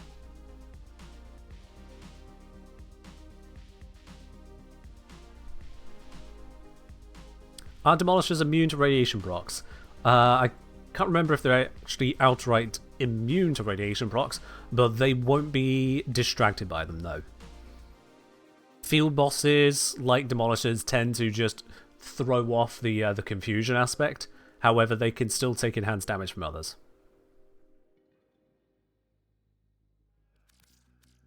Alright, so back to Wisp. As much as the appearance sucks, what can we do with the ability itself?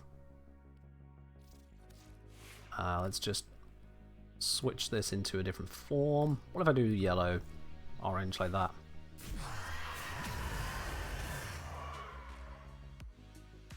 Okay, that's nice and bright, looks sunnish. Good enough. Good enough.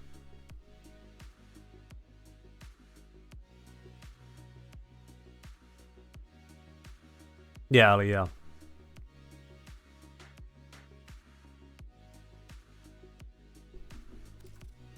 So, in terms of power from this, then, the range seems to be pretty plentiful. 90-meter radius with this setup is enough. Let's have a look at the damage output real quick. Remind myself on that. So let's grab just one Elite Lancer. Actually, no. Let's go for a Eximus, so we can see the hit on the Overguard.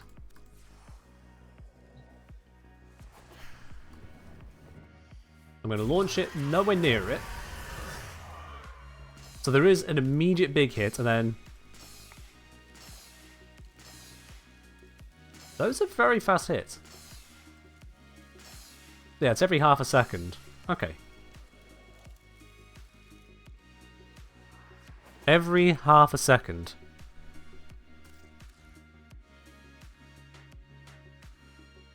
But it says damage per second.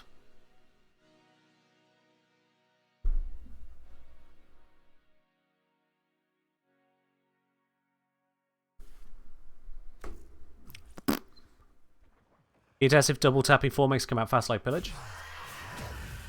Oh, it does.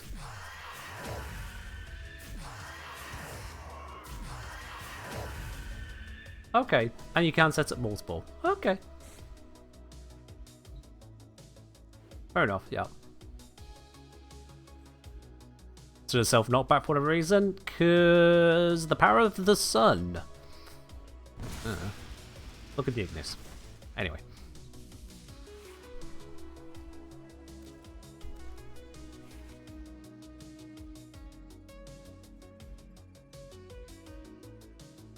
Yeah, a lot of instant damage, and then it takes 5 seconds to apply that same amount of damage again.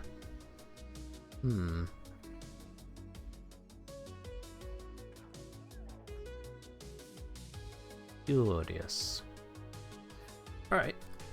Well, let's just shove some more strength right up this thing's ass. We can use Precision Intensify, because it is 4th ability. So that is a buff right there. Let's go.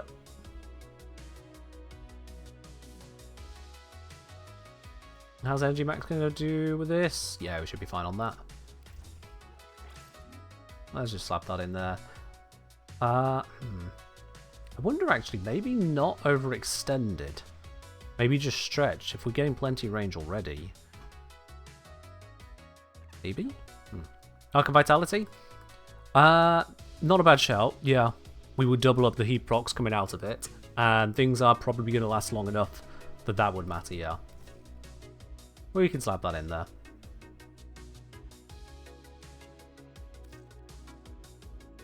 Anything trigger off heat of interest in here?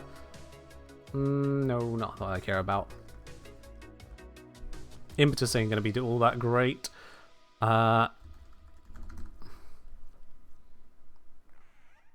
We've not got that much max health. Although, no, wait, no. Wisp can give herself max health. Hold on, how much can we get?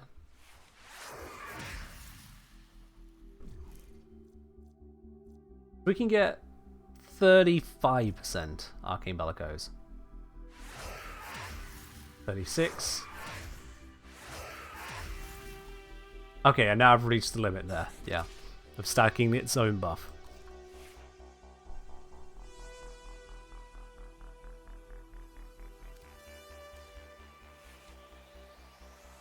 Which is not that much in the grand scheme of things. When we could go Augmented, and Augmented is just strong.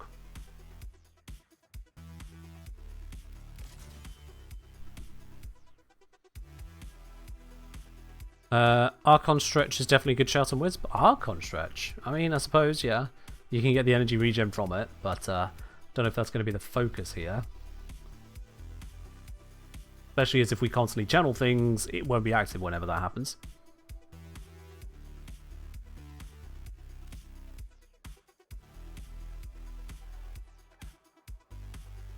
Yeah, 4 status is not enough for impetus to be worth. Absolutely not.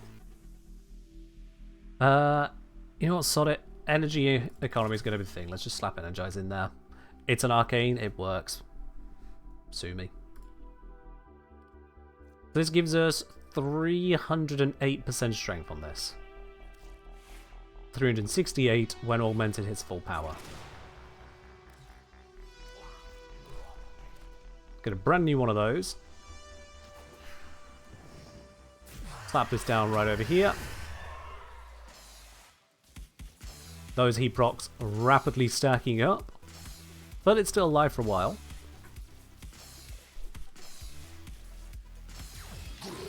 Did about manage to break the overguard, that's good.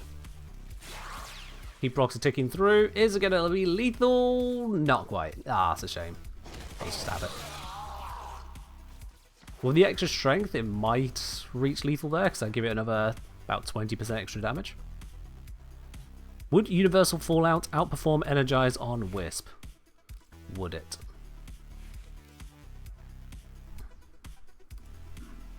Each radiation status effect inflicted on enemies by abilities gives a 6% chance to drop a Universal Orb on enemy death. So we'd be getting up to a 60% chance, up to, if enemies die sooner then it won't, but up to 60% chance to drop a Universal Orb. As opposed to just when an energy orb happens, bam. You know that 25 energy? It's 175. Not sure on that. The weaker the enemies are, the less powerful Universal's going to be on that.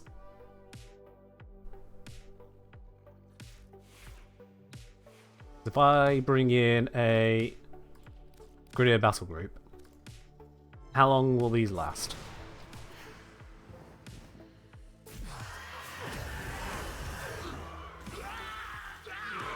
Not very long, but the radiation is up to max now.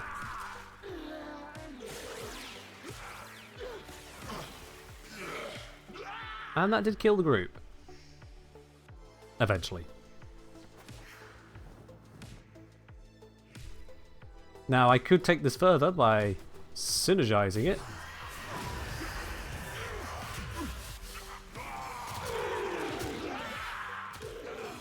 Because Wisp go burr. That was a lot faster.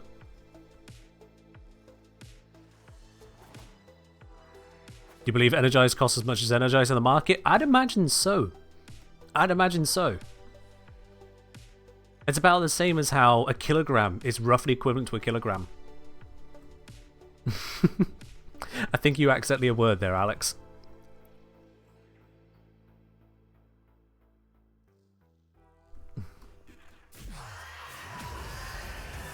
If I set that up and then the enemies spawn into it, well, that's a lovely mess of numbers, isn't it?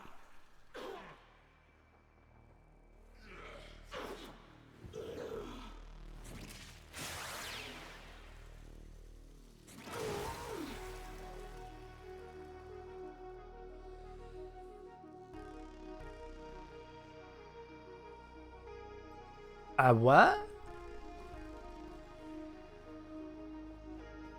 Of all the things to survive,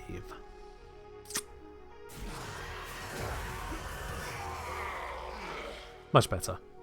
They wore sunscreen. That's a good one. That's a good one. You got me there. Oh dear. Alright.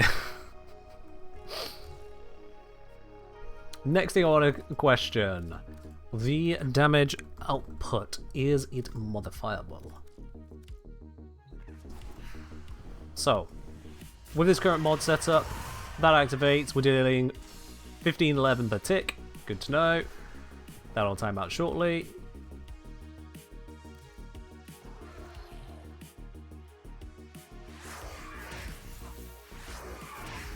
Activating the buffs. Now, let's see what happens. 1889 per tick. Up from 1511. It's not as much as an increase as I expected.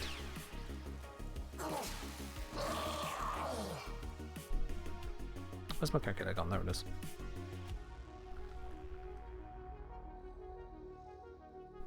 That's a 25% damage increase. Just checking on Soulgate normally. 25% Vitality Mode damage bonus, 25% Shock Mode damage bonus, and then Haste Mode gives corrosive status. Was one of them just not active? I wonder if it functions like a plus 50% ability strength. Does it? At that moment, I had 60 stacks of Malt Augmented, where each stack is 0.24%. So that was 14.4, plus the 308 I have base. So it'd be 322. If we put 50% into that, it would be a 15.5% increase. No. It's not additive strength. It was seemingly just giving me 25% damage, not 50. Which is weird. Also, that glow looks nice at the moment. That's got just the right colours for that kind of glow. That looks good. Anyway.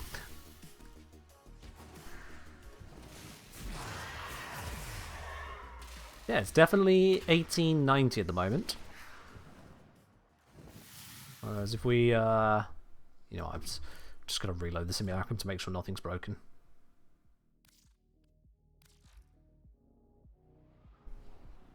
Your energy goes found live on stream? Maybe. Maybe. It's doing a good job of making the sun at least look the best that it can. Guess I went for something synth wavy. Right, now I know that my strength bonus from what do you call it? Augmented is going to have dropped here, so yeah, 1444.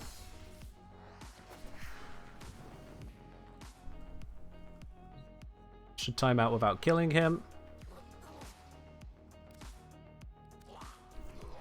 There we go. 1444 without any bonuses so far.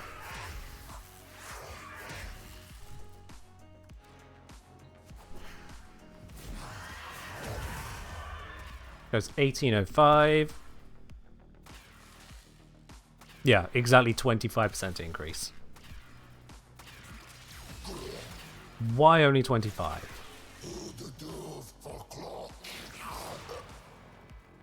Sorry, your mother what?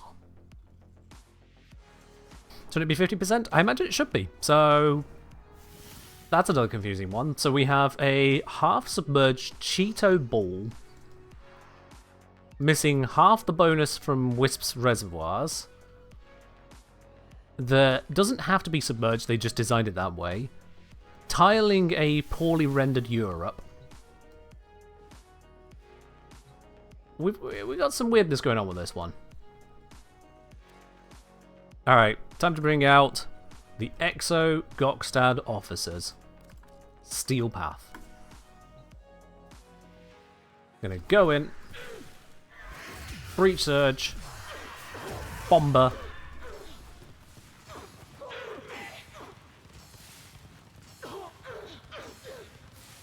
I mean, things are happening. I'm hearing death.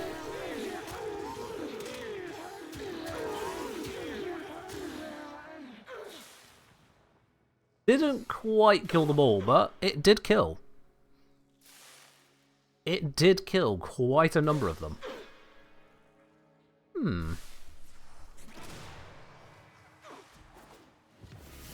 I'll be honest, Ellie, I'm not going to test that. I'm just not going to test exactly where the issue is, other than we know there's an issue, and that's DE's job now.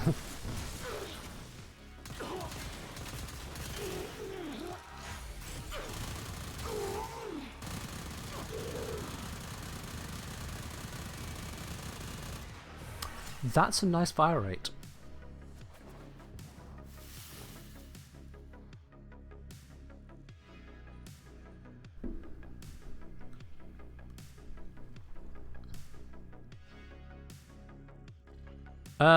Sorry, saying MOP Jupiter is at a 33% increase of 1404 to 1800 plus. 1404, so 1.33. Could be. Except, I think you might be running on the wrong numbers.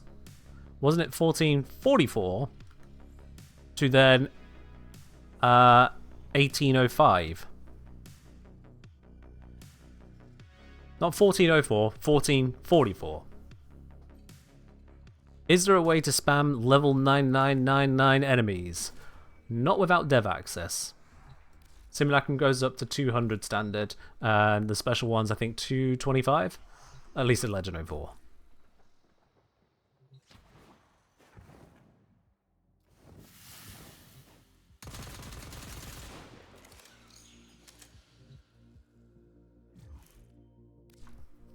I mean, you misheard Elisaria, but sure. You misheard. And then came to a conclusion that had to be just an entirely different number.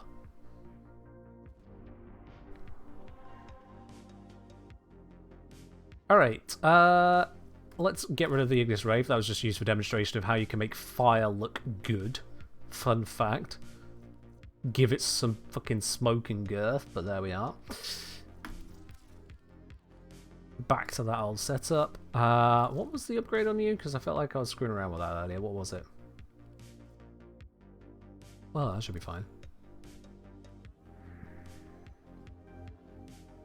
Once again, Selkie. Let's see what happens with this one. A little bit of jumpy and get a good choke point. Let's see what happens. The art of combat must be practiced to truly master the canvas of war.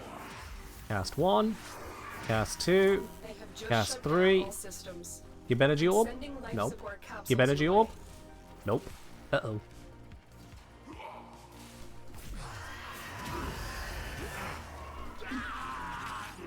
Ooh, is it a crate buster? Subject found. Moderate clone rot. Initiating reclamation. Now, if I had set that up more sensibly, I could tell if it has wall punched through. It does not. Enemies right there, they're not being damaged by it. They are, however, being slowed down by my shock modes, which is slightly less helpful.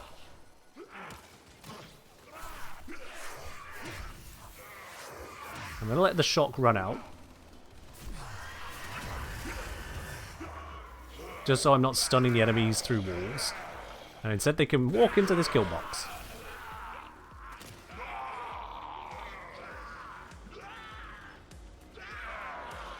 I hate to say it because it's a little bit obvious these days. It's almost oversaid. But, Mecha set.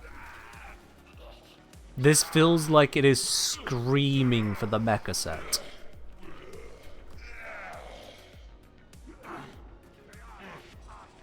That amount of status being applied? That amount of heat status? Mecha would just go burr. I've delivered a life support capsule to the area. Activating it will buy you more time. Now, there is another issue with the kill box effect here, and that is radiation procs. Radiation procs have this unfortunate issue where it convinces enemies to stop entering into your kill box. And there is nothing you can do to fix that. Not here. See, what kill rate am I at? Oh, terrible. Relying on just the ability itself, but terrible. But yeah, so now the enemies are too busy dealing with each other, rather than coming into where my kill zone would be.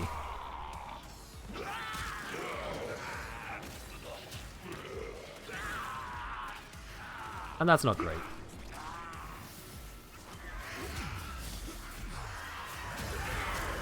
I don't know what the solution to that would be here, to be honest with you.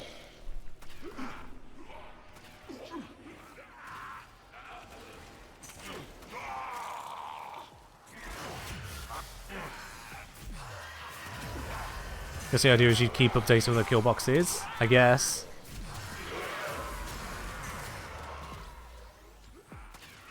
I think it's a static location ability that deals damage over time, but also tries to prevent other enemies from coming into the damage over time zone. So you're wanting to move out of the zone to create a new zone, which is not where the zone was. So the old zone is now ticking pointlessly. Now this lava subsume gently took them into the sun. You need to be tugging them into the sun's radius, therefore targeting the ones which are currently out of the radius and line of effect. And it starts to get a little bit funky to achieve. Because like right now, the ones that are getting radiated at the top there are then causing the next ones to see them and shoot them rather than come into the kill box. That's the issue I'm seeing here. Also, I might die.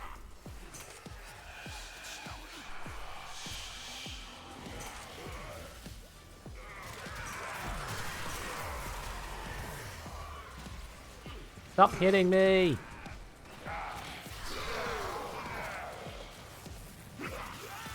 Just perish, damn you!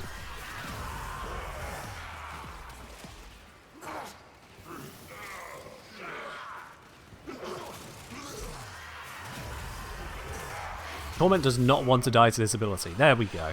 Gods. Give the orbital one to turn it into a giant bug lamp. Would be preferable. I get why radiation is part of it, it's just the radiation effect sucks. It's a good control, kind of. But it just ends up, whenever it's on a kill box, it just causes enemies to stay away from the kill box. It is the kill box ruiner.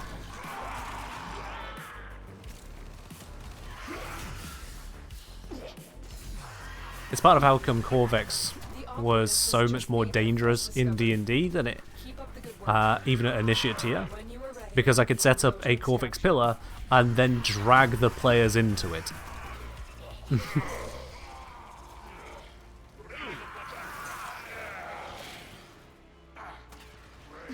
Does it have a use case for solo inception, keeping enemies away from points? I mean, radiation does just in general, yes, but you don't need the Augment to do that. The Augment, because you've got the blind effect already on Breach Surge, which just screws with enemies' ability to do much of anything. You've already got that, and you've got controlling them with the electric on the shock mode. It's like, Wisp doesn't need more control. Wisp doesn't need more enemies are not moving to where they wanted to move. And instead we have a Augment which is creating a damaging zone and then actively convincing enemies to not enter the damaging zone. The ones that are already in it, sure, kill them. New ones? They're too busy standing outside shooting the guys currently dying to it.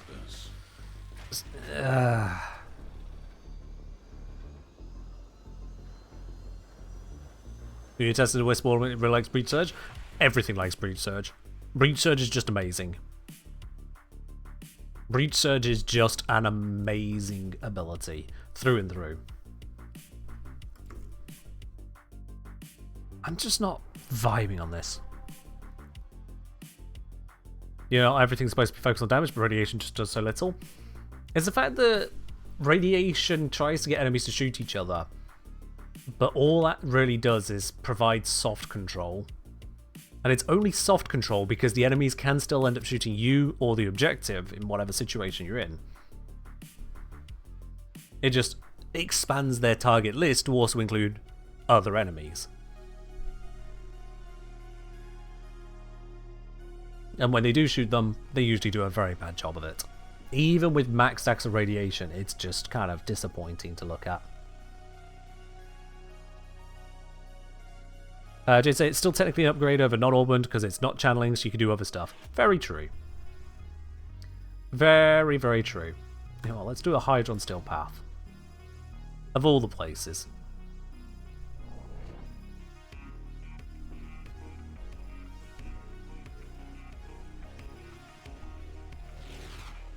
Your enemies have grown fierce. I'm not sure, Ellie. I'm not sure on what would be the ideal fix with regards to radiation there.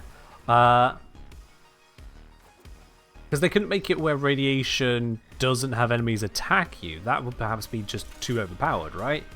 They couldn't be so confused that not only do they see everyone else as an enemy, but they see you as an ally. That would almost certainly be too much. But then I don't know what direction they could take it. Alright, let's get that cooking. Start getting some kills of it. Find some energy orbs plus. There we go.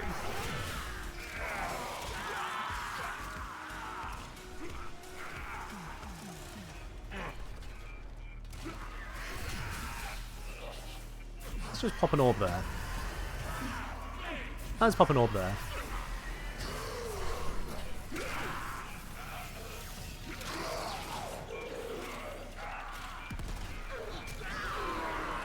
Disco go burr. But yeah, now we've got stuff outside not coming in again. I keep forgetting I can end that sooner. Why does it have a duration on it if you can end it sooner?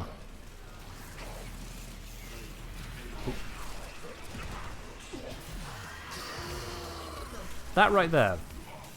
If I can end the ability sooner, why would I want it to last for a second or so in the first place?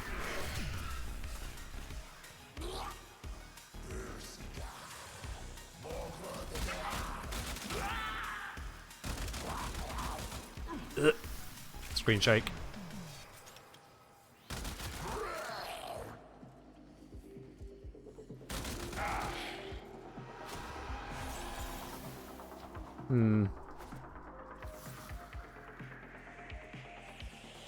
Secret menu 2. I'm going to do secret menu 3. We're mixing up. We don't need a unicorn vomit just now. You can sell secret menu 3.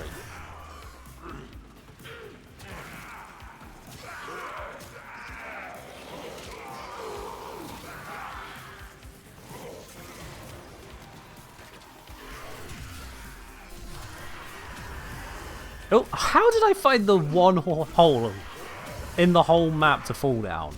How? God damn it. Hello, Mantis. How you doing?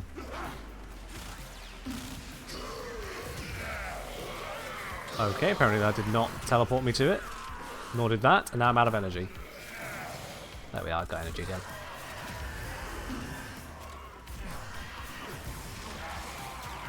I don't know why this ability has a duration at all on casting the orb if the orb is what we want. Because it's not like we can hold on to the beam long enough for it to matter. Look at this guy. Barely any damage and then orb. Like...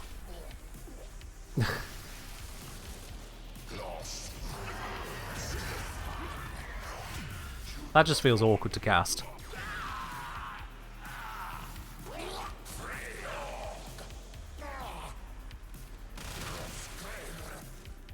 And where are these other enemies at? What? What was going on there? Hang on, what?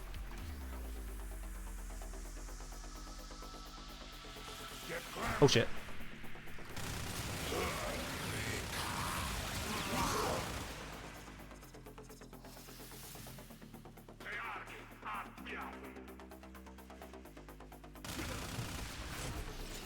Are they just failing to activate now?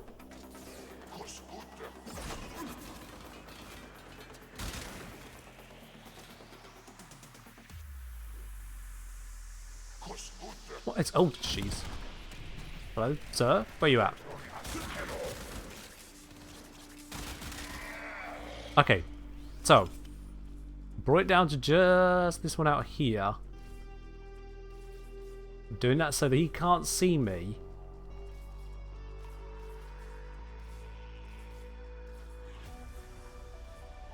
How have I managed this?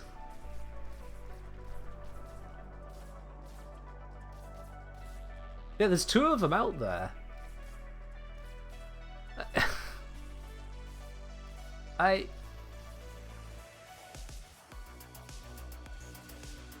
it's something to do with Radprox? Maybe? Radprox, Breach Surge, something along the lines. Just gonna let the objective regenerate some health and shields. Yeah, why not?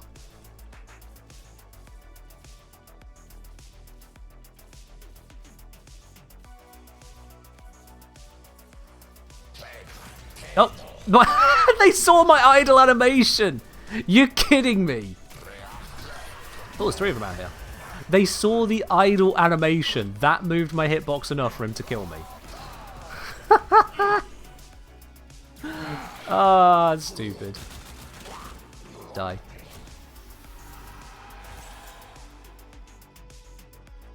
Wow.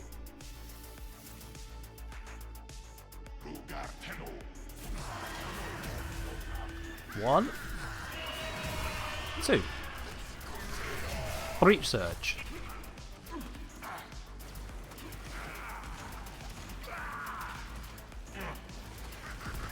I feel like some of these aren't being affected. Wait. Yeah, some of these aren't being affected very well. Either that or the damage ticks are just not showing? No.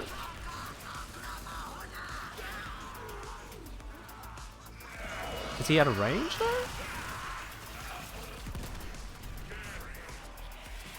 I thought I had enough range on this. Hold on. Did I take off the range mod and not put a new one on? No, it's 19 meters. Oops, I'm out of energy. Yeah, why is this orb only affecting just a couple of them right there? What is going on here? Oops.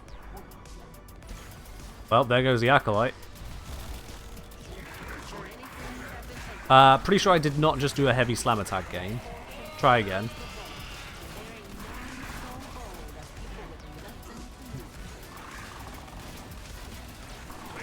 No.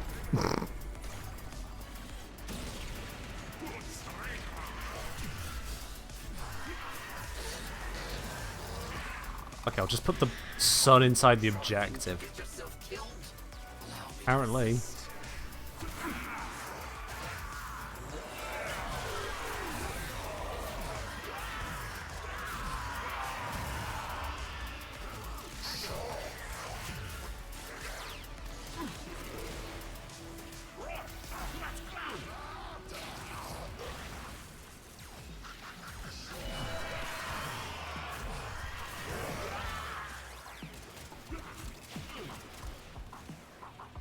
Yeah, this ain't it.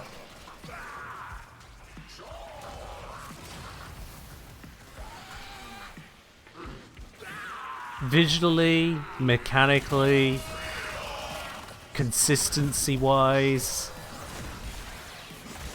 this ain't it. Because Breach Surge is LOS. If the enemies don't come into LOS because they're distracted by radiation procs, you can't Breach Surge them without going up to them. If you're going up to them, you're going away from your kill box. And we got a couple duff enemies again. What if I go like this? Do they still activate? Oh. Fuck you! I was having fun. I'm deleting you.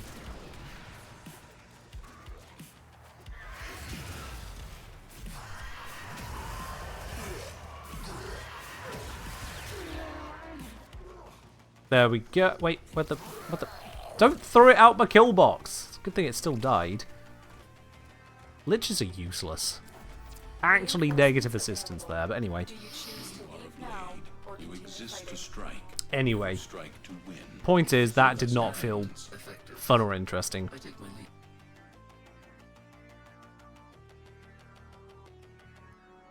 That just did not connect the way I wanted to. What do I'm saying? Just came back in. Have we talked about how Nourish affects Breach Surge procs, so now we can get corrosive viral heat and radiation? No, because we're not talking about Nourish at all. We're barely talking about Breach Surge. We were looking at the Augment, and the Augment just ain't it. The Augment just is not it. If you're not on Seal Path, then it's going to kill. But then, if you're not on Seal Path, the Stug kills. So, you know, not exactly impressed. We've got terrible visuals. We've got awkward casting where it's actually faster to double cast it for some reason. Is that an oversight? Is that intended? Why is it a thing? And then the actual application, honestly, if it was just heat rather than heat radiation, it would genuinely be better. It would genuinely be better if it was just heat, not heat radiation. But it deals heat damage with a heat radiation effect. I just... yeah. Not a fan. And sure, we could potentially buff it with Archon Shards to take it further, but we're still going to have the radiation effect doing radiation things. So let's see, let's be... actually, none of those. Yeah. You've just got gain ability damage on enemies affected by rad status. That's your shard, I guess. Cool, we can get 50 or 75% extra damage there.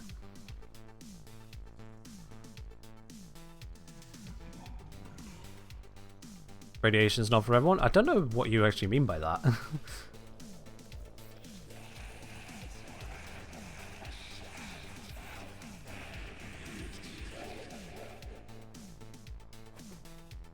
You make it work.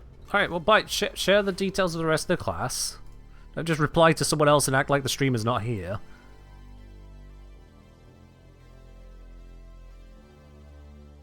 You make it work on Steel Path Survival with all the moderators here. Making Augment plus Breach Surge, making a Blender. I'm going to guess you have someone else going to the effort of pulling the enemies into the zone because the game is actively trying to not let the enemies get into the zone. Or are you just hiding some other detail from us? Plus, if it takes another person to make it work, that's a bit... for an Augment. That's a bit... ugh. Hello, Silverio. So what I tried was Coden Manifold Bond and Emerald Archon Shards. Okay. And the result? So it's actually just Kelton popping Nourish for you. Okay. So Breach Surge go burr. And literally nothing else. Just Breach Surge go burr. With 3 grouping abilities, we can subsume your building for range. Yeah. We have grouping... I feel like you're not picking up what I'm putting down. I'm grabbing paint. We need paint for this.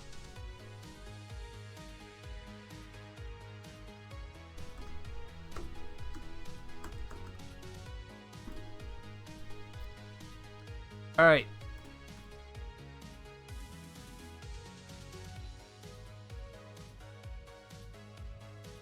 So, we have our corridor area, for example. So we had, similar to this, it's corridor offshoot, corridor down here. This is one of the wide ones with the pillars in it. So we had boxes. We had pillar. Let me switch to a brush. Pillar. Something like that. Alright. That was our playable area in the corridor example. I was casting the orb right here to try and affect the enemies around. And so we're getting line of sight effects all along here. We're feeling great. When the door was open, it could reach along here as well. And that would feel great. It would shoot down this way. It's feeling great. Hitting enemies across here. Feeling great. That's line of sight for you. Good stuff all round. But if we're having enemies spawning, let's do this. We're having an enemy spawn here, or we're having an enemy spawn here, or we're having an enemy spawn here. They will see the enemies here, here, and here. They will see them, and due to radiation, they will be firing on them, not coming into the kill box. So where do you suggest I put the grouping ability? The best that I can see here is to go with putting a grouping ability here to try and pull in the ones which are being rad procced and hope they come in far enough that the new ones can't actually see them, and so they move into the kill box. It's the best that I can see here.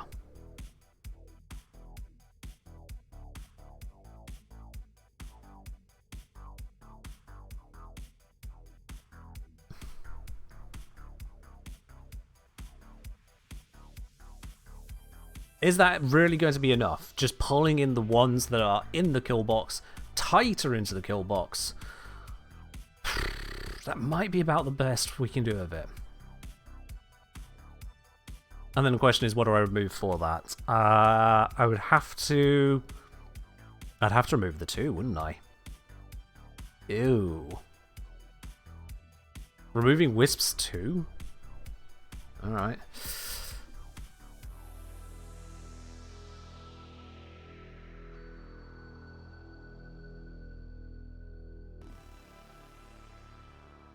I'm not enamored with it. But I'd say we'll post a build in Discord, but it's quite literally Surge Sparks go burr. Yeah, so if you're just constantly casting the Breach Surge with it, enemies perish so quickly that there's no one left to shoot at. And if there's no one left to shoot at, then they walk into the kill box, and now they're in the kill box.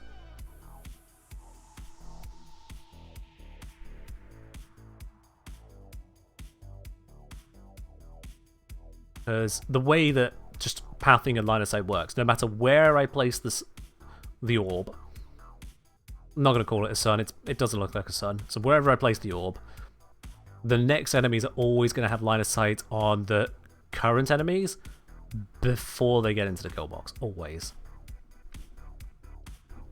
Someone was saying, if you kill fire Augment, don't really need the 1. That's an interesting claim. Don't need the 1 for any health damage that we might not take. Except we're taking health damage at times.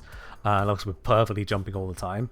Are you suggesting we don't need it for the damage buff that it provides? I guess it's only 25%. Yeah, we could throw away the 1 instead. Yeah.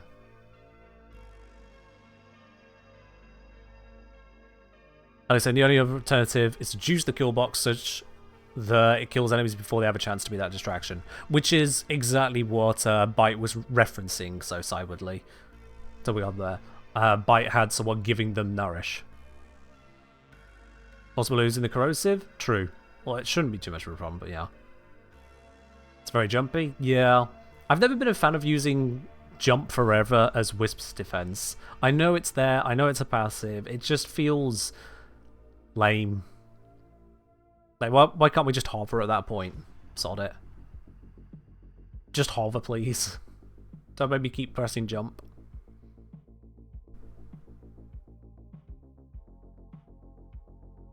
Alright.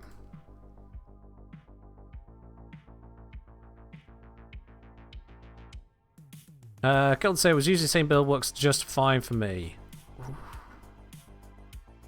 It's almost my live stream doesn't exist. Let's have a look. So you were using basically the same stats as me, except also Arcane Arachne. It's a damage bonus, yeah. And Eclipse. All right.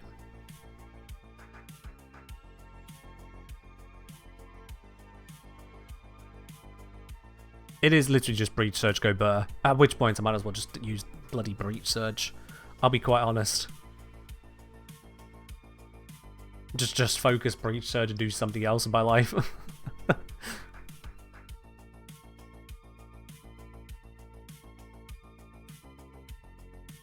Alright. Sure, let's give that a whirl. Let's just give that a whirl. Why not? Let's do something like that. I can't be bothered to go Arachne, so I'm just not going to do that. But you've gone basically the same. You've gone for an Energy Nexus approach rather than Energize. That's fair enough. Energy Nexus, Archon Stretch, Nourish. Yeah, I see where that's going.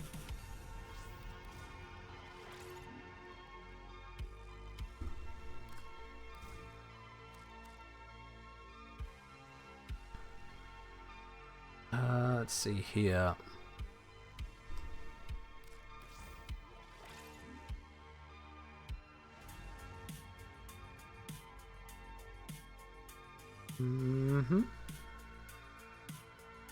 I've got Transient Fortitude. You've gone without that. So we can do that instead. And what did you have instead? You've got August Secrets. Okay.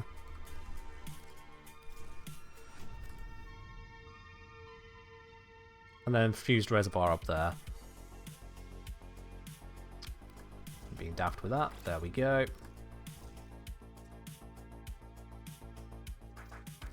Dropping this for... I'm probably not going to actually use that, but we'll put it on because it's correct. Does Eclipse buff ability damage? No, it buffs weapon damage, but Breach Surge counts as weapon damage. You know what I'm saying? I feel like Raw is just better than Eclipse. It depends on how Eclipse works. Eclipse works in mysterious ways. That's a problem. Where is it in A? Of course it is.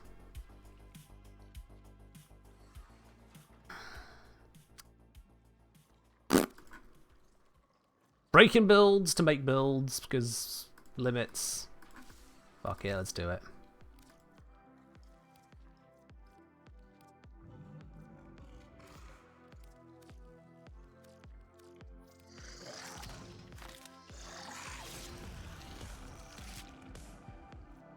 There we are. Alright.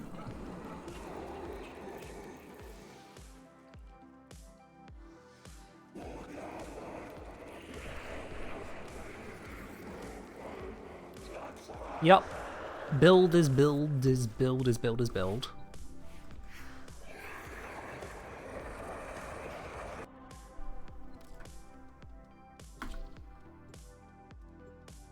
Line of sight's still an issue, as demonstrated on the defense mission, but let's just see what we can get to work.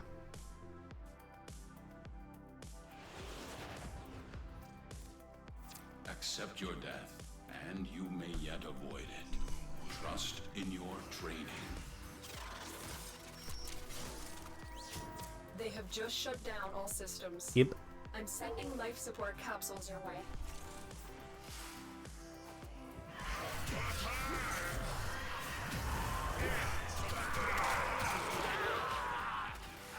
Breach Surge, go Burr.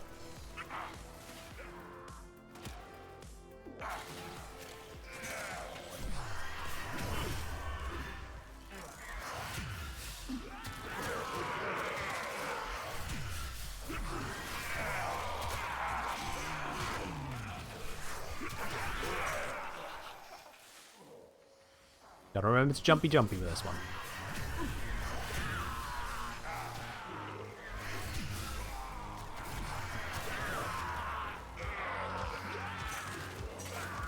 Energy, thank you.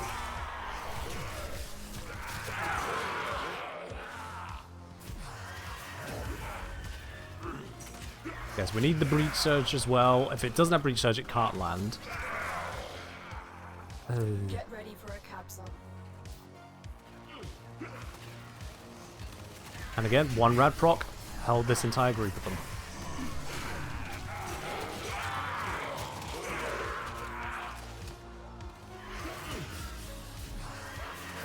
It feels like I'm trying too hard to make this work. I'll be quite honest. We've got bloody Nourish, Breach Surge, and Augment.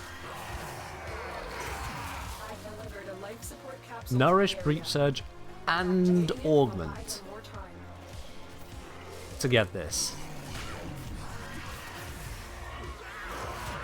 You just found it fun? Okay. But I'm not looking for what individuals find some category of fun. I'm looking for how effective actually is it.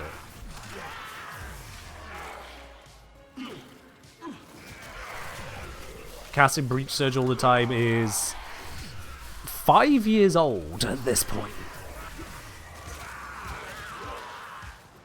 I was hoping for something a little bit more. Yeah, when I can just go.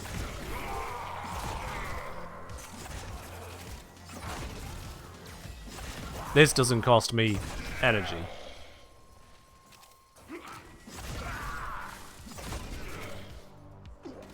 This doesn't rad proc things. Tenno, prepare for life support.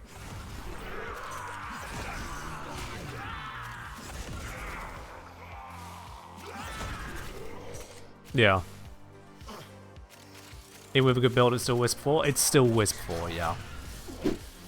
They had the opportunity to do more? Simply the best They content. didn't. Hope you're having a great day. Yo! Hobbit of the Rallo variety with the 51 months. A good 17 by 3. Don't know why that's important, but it is. Thank you very much for continuing to support here. Much appreciated. And I hope you're doing well, my dude, as well. We are using the power of the sun to once again go, this could have been an email. It puts out very little unless we buff it with some of the most overpowered abilities in the games, but it's fine. All the best augments reside for Jaya. I don't know if you say so. Lavos Gaming.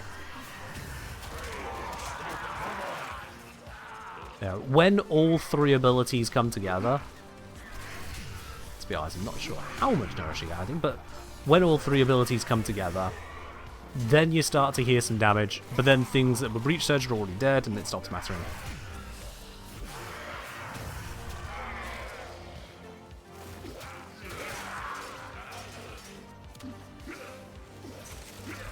And then I have to go hunt down the next ones because of rad procs.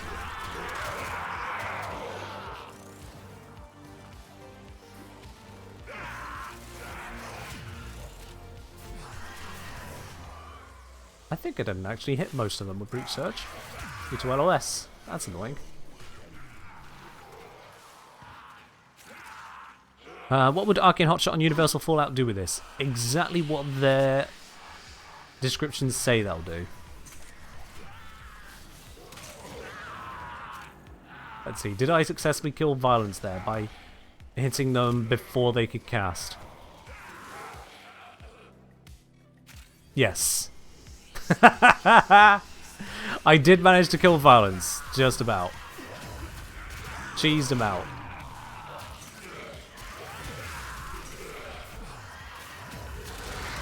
Yeah, I feel like this setup works best if you're in a giant box.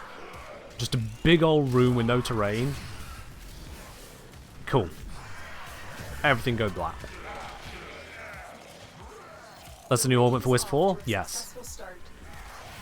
Extraction is available if you need it. Nah, I don't like it. I've maintained 100 kpm here, but part of that was also using Zoros.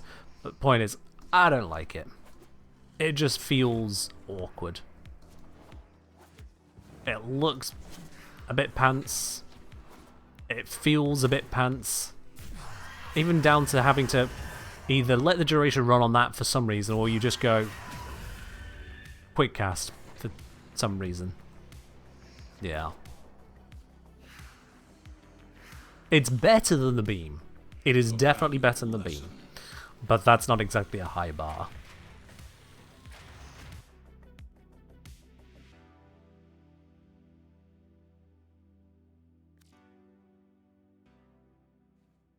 I get what you're saying, Liv.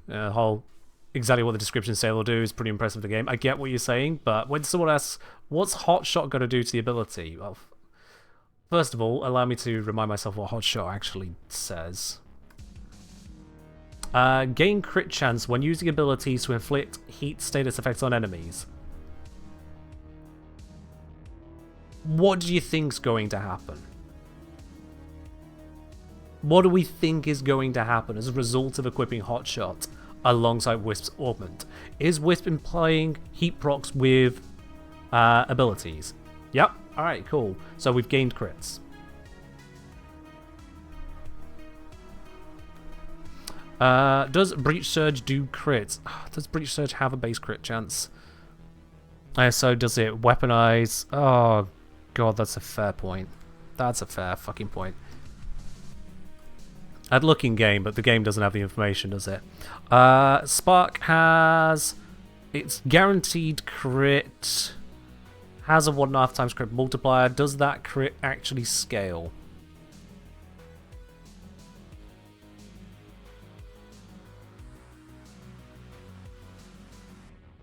Apparently Crepuscular works too. Of course bloody Crepuscular works. Okay. Now I see the actual question now. I see the actual question.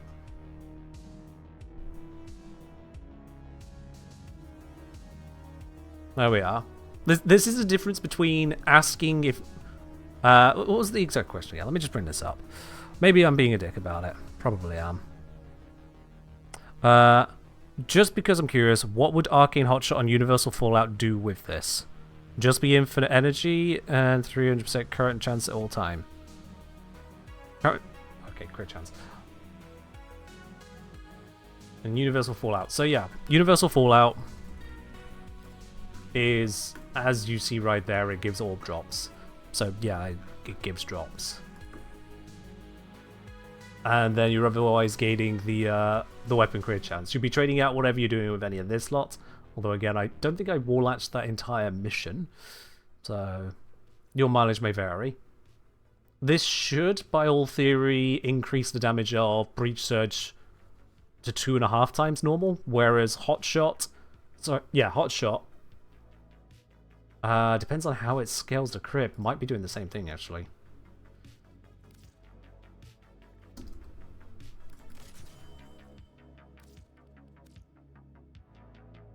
There's max 300% crit chance. Alright. Because I've got unranked, it'll be doing max 50% crit chance. But let's just see, do we get orange crits out of it? Is Hotshot flat or increased crit? There's no way they give out 300% flat crit. They just don't.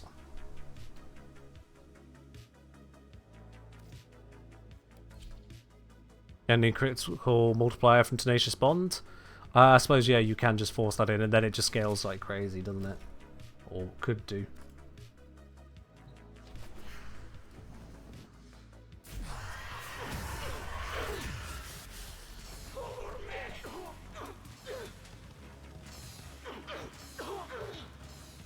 I'm not seeing orange.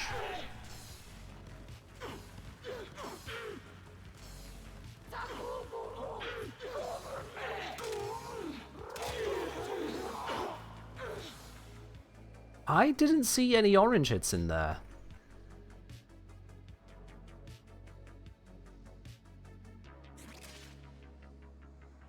If we're gonna buff the crit tier, we should see it.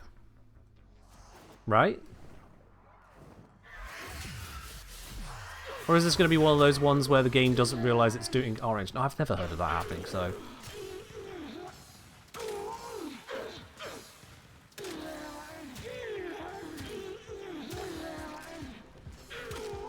No, but we've definitely got the buff active. We're testing Zom to see if Arcane Hotshot can grant a critical bonus to Breach Surge, because Breach Surge does crits and gets weapon bonuses most of the time. Okay, well, relevant question then. If we equip an Adaza Kavat, do we get a change? Because if Adaza can't buff it, then it can't be buffed. Yeah, One Pitch Man, that's basically what I'm questioning myself here. Does it have 100% crit chance, or does it just have it crits? Okay, what Tenacious on here? But there it is.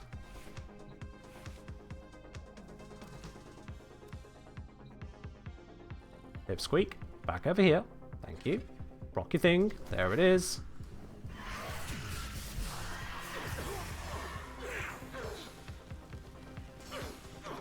Well, now I'm seeing orange. Oh wait, that might be the cat. Because I saw slash blocks. That's probably the cat. I'm not seeing any orange with status effects, and it should have status. So yeah, no.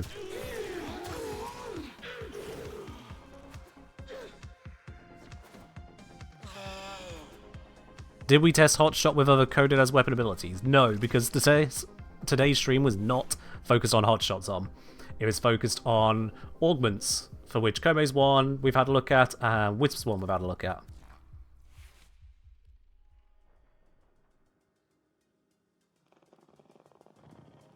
So yeah, Arcane Hotshot does not appear to work with it. Does not appear to give it that crit chance, and therefore is not a benefit. You can, however, still use the other crit damage benefits from people describing that both Tenacious Bond and Crepuscular are working on Breach Surge, and that's just another case of Breach Surge go burr with forced buffs go burr. Welcome to Warframe 2025. If you've got stats, stop caring about the stats. Just borrow the stats from somewhere else. Raffle Advanced, Tenacious Bond, Arcane Crepuscular, Proton bloody snap.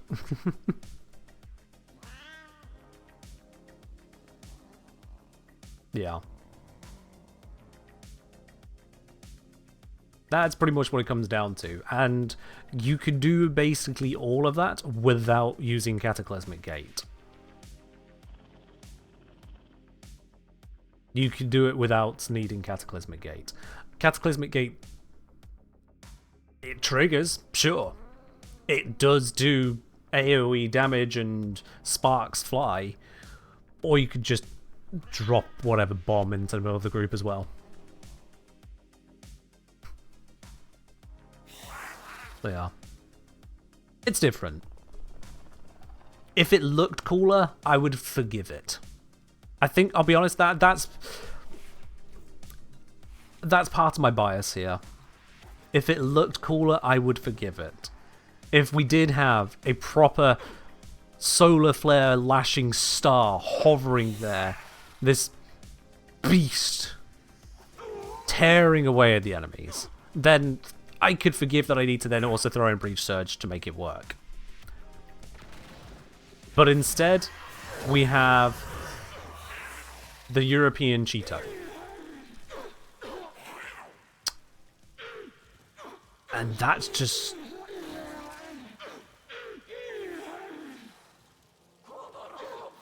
And why does the sphere around it vanish a few seconds before the ability ends? What even is that?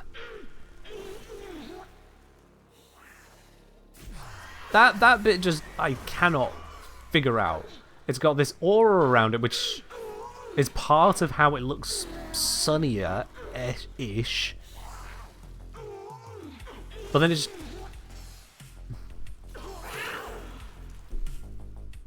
Eh?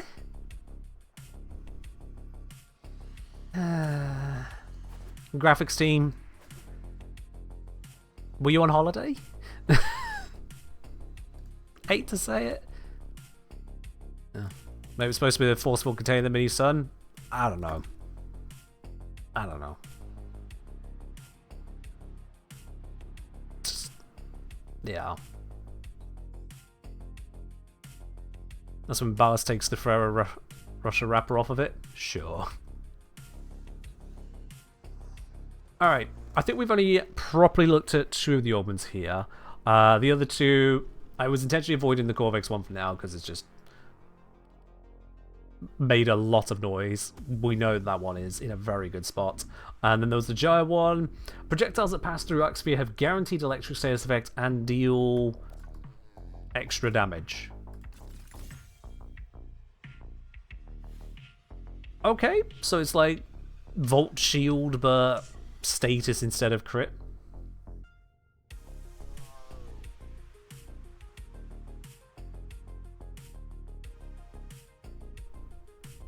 Alright. Is there going to be much really to think about on that one? Electric status is electric status. We know how that works. 75% electric damage. We know how that works.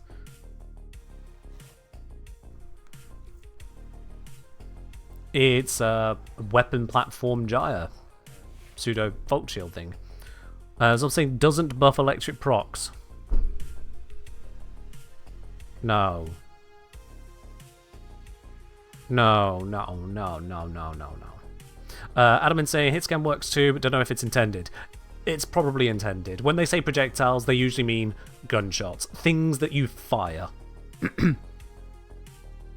That needs a fix? Oh, of course it does. Okay, fair enough. It's bugged to not buff electric procs. Bugged. Got it.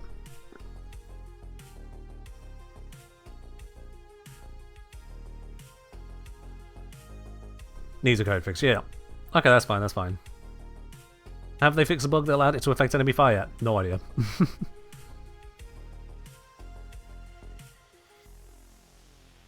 Alright, so Jaya's in a funny position and that needs sorting out, but it mostly just seems to be Jaya's Arc Sphere becomes a Volt Electric shield in terms of buffing, but instead of buffing crit damage, it gives you guaranteed electric status.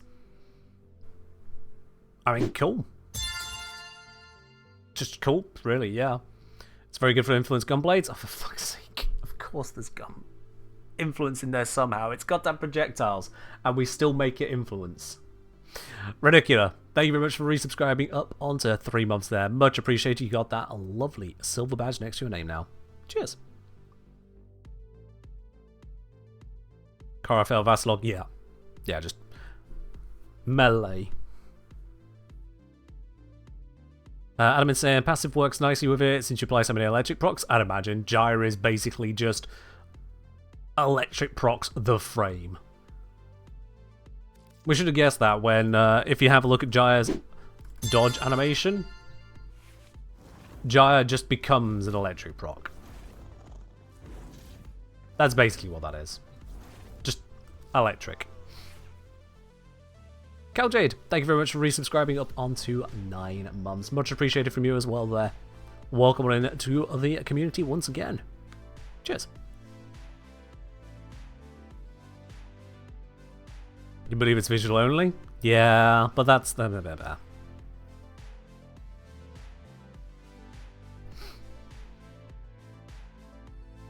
You're surprised her dodge roll into enemies doesn't give them electric proc? Missed opportunity, I guess. It was always kind of weird how she has just such a vastly different dodge. Most other frames, they dodge by rolling or diving, something like that. Back flipping or front flipping, whatever Protea feels like doing. And then you got Giant that just goes, I become energy. Like, oh, cool, wow. So you can pass through force fields? No. So you can just be invulnerable during it? No. You stun enemies? No. What does it do? Pretty. Okay. Alright, Jaya. Alright. Haven't seen the temple double kneel slides. I haven't focused enough on it, but fair enough. Zaku deconstructs a bit. Zaku at least makes some amount of sense. And then still just does as much as you'd expect. Like, it's still just component pieces. You get a little bit of extra dodge, which makes sense when it disassembles, but Jaya energy, but it's just visual. Okay. You can use the electric bullet jump mod. I'm not going to mod in electric onto Jaya's bullet jumps. Certainly not just because passive. I get where you're coming from, but no. Yeah. It's all a thing, isn't it? It's all just kind of a thing on that one then. So, Koumei has given you more flexibility to quit challenges, but still is very much... Omikuji is endless focus. As I'll say, Koumei Augment makes it a lot more fun. The minigames, not even the decrees themselves, but challenges are most fun part of a kit, unless you do it more. Sure. Sure. You just get to do the challenges more often. Yeah. And you get to reject challenges that just do not fit your vibe. Absolutely fine. So, Koumei, more challenges, more decrees. However, the amount of extra actual decrees you get in a short mission is not very many. Unless you are well optimized for Koumei. Which, let's face it, if you're going to main Koumei, you will well optimize for it. So, it's one for the mains, and it's one for the big missions, usually. In terms of Wisp's Augment, it's just not it. Giant's one, because there's issues with it, I'm going to wait on it to get fixed. Koumei still broken on circuit? Dare I ask which version of broken you're using? I feel like that version is you can just pick decrees and that's really cool. But maybe you mean something else. And Qorvex is propaganda? Qorvex is propaganda, yeah. That is an accurate assessment. So this is a curious one. How many augments have it where the rank up just reduces the energy drain? A rank up into efficiency is an unusual rank up bonus.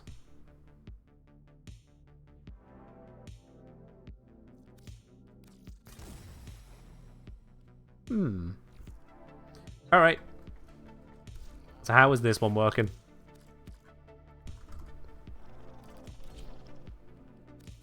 Can I just slap it onto one of my existing builds and call it a day? Let's see here. What have I got? A gap, apparently.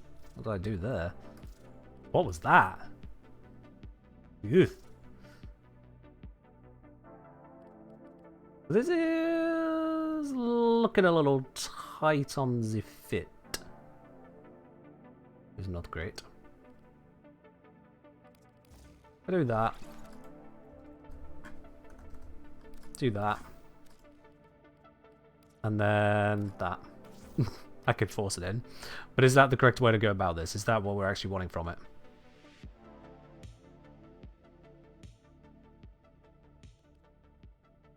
Yeah, I'm just going to slam this into a mission, see what happens, and then figure out what I want to change. I'll be honest with you. Slam it into a mission, see how it feels. I'm at that point of just, let's see what burns.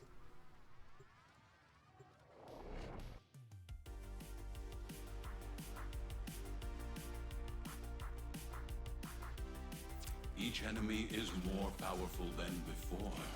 Only with true mastery of the Tenno arsenal will all the others locked? Nope. Here we go. Yoink. Oh, I've still got the cat. Life support has been cut I'm off. so sorry. You're about to They're trying witness choke you a out. crime. Hold on. I'm sending auxiliary life support. Bonk. Bonk.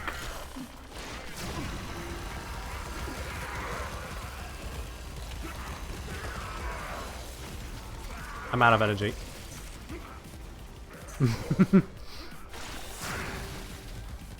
Oops, that was instant. I can have some energy, please. I didn't think about my energy support, so I have none. Wait, didn't this build have Energize on it, or did it have Grace?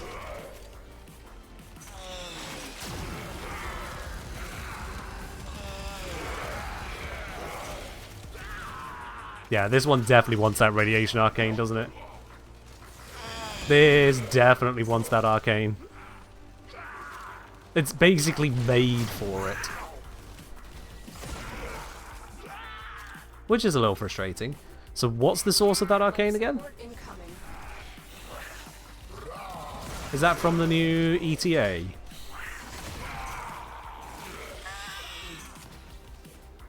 Kaya and ETA. So, ETA. Because Kaya is ETA. Well, that's poop.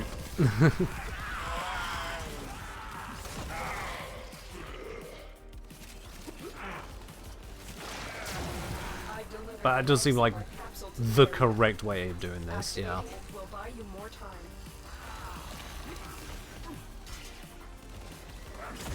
Zom, I'm fine. I don't want yours like that. Yeah.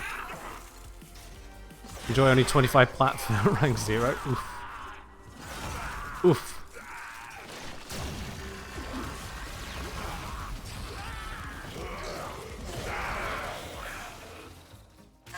I realise now why I have Arcane Grace on here, because Qorvex doesn't have healing, does he? Not innate. Stabby. That was not the ability I wanted to cast. That's the ability I wanted to cast. There we go. No more heat procs.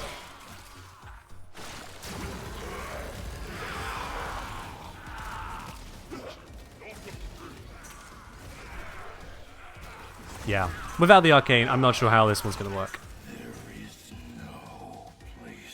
500 plat isn't too bad. Energize was 2k plat and I was rank 3. Back in the day, sure. How much is Energized now for a rank 5?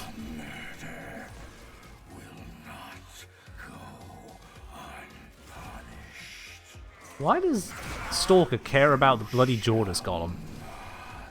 Rank 5 Energized is 400 plat now. Damn.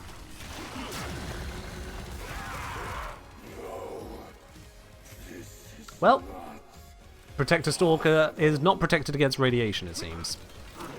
That was an appropriate blappening.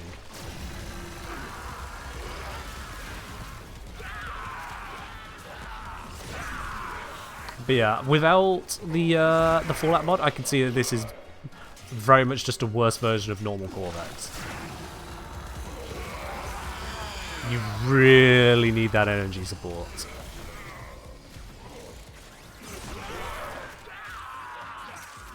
Hotshot rank 5 is 1,150. Ugh. I mean, granted, that might have a surcharge on it, but maybe not, actually. There should be pretty limited supply of hotshots right now.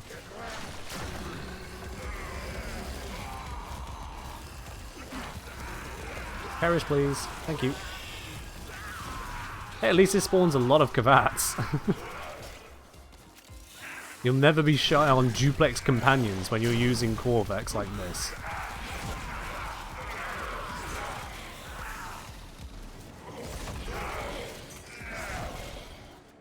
I was going to say, at least D's effing around with new ideas for energy in general. Yeah. Yeah, they play with new stuff. It's a little on the nose sometimes when they release two things that are clearly meant to work together. Like, almost overwhelmingly, this is just the thing to work with that. Square peg, square hole. Put in.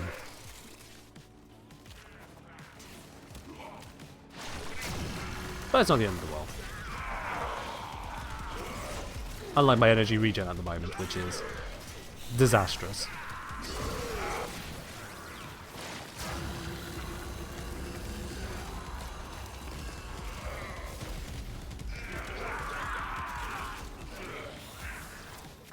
Titanine and Acuity, Titanine and Crepuscular. Extraction is available if you need it. Alright, let's get out of this mission. I'm done messing around with this. Perhaps they're trying to convince people radiation doesn't suck. I mean, if radiation did make it where enemies dropped energy more consistently, just as a thing, that'd be cool. How's kills doing? It was about on kill rate. It was about on the kill rate there. It is done, Tenno.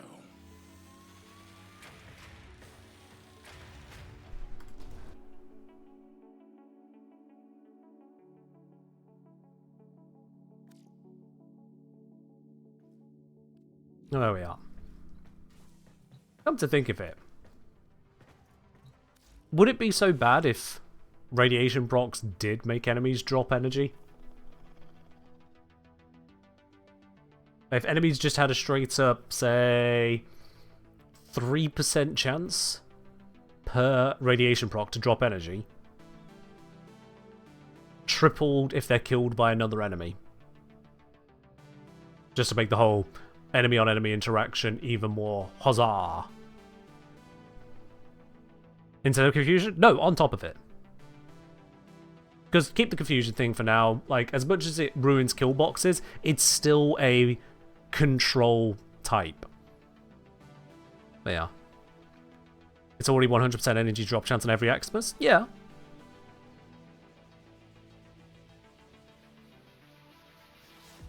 "3% per rock will be a little bit high." So that would mean if you 10 procced an enemy, it would be at 30%, yeah. So if you were speccing into radiation, missing out on heat or electric or anything to that effect, unless you status prime, I suppose. Maybe it could be... Well, it's up to D to figure out the numbers. Point is, an effect.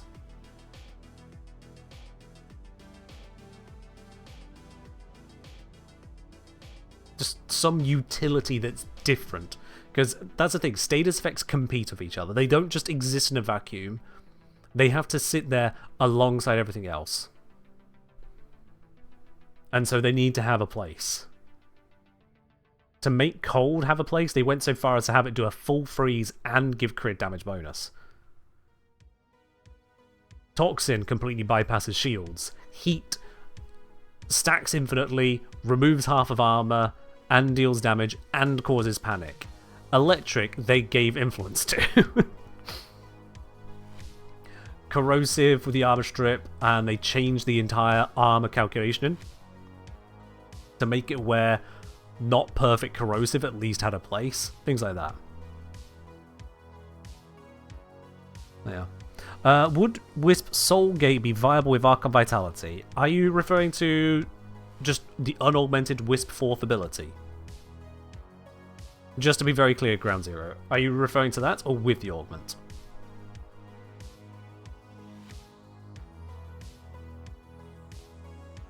Fair point, Tom. Yeah, there are the radiation mods, so radiation would need to consider that, but that's also D's choice to have added those mods in as well. Yes, base, since you don't have the augment. Okay, fair enough. Let me do you one very simple favor on this thing, Ground Zero.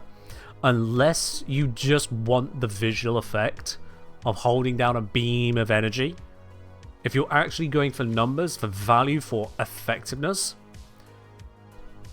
don't use Soulgate. It sucks. It has sucked for years. It has sucked since release and continues to suck. It is somehow the gravity of a sun, not the damage of one, because all it does is suck. I wish I could redeem the ability. I really, really do wish I could redeem the ability. But it sucks. So yeah, if you want a Beam of Death, use Qorvex. And if you don't want to use Qorvex, then clearly you didn't want a Beam of Death that much, did you? Primed for Precision Intensify Subsume? Yeah. Are there no builds that build around it to make it suck less? I tried, Petra. I tried to make it work.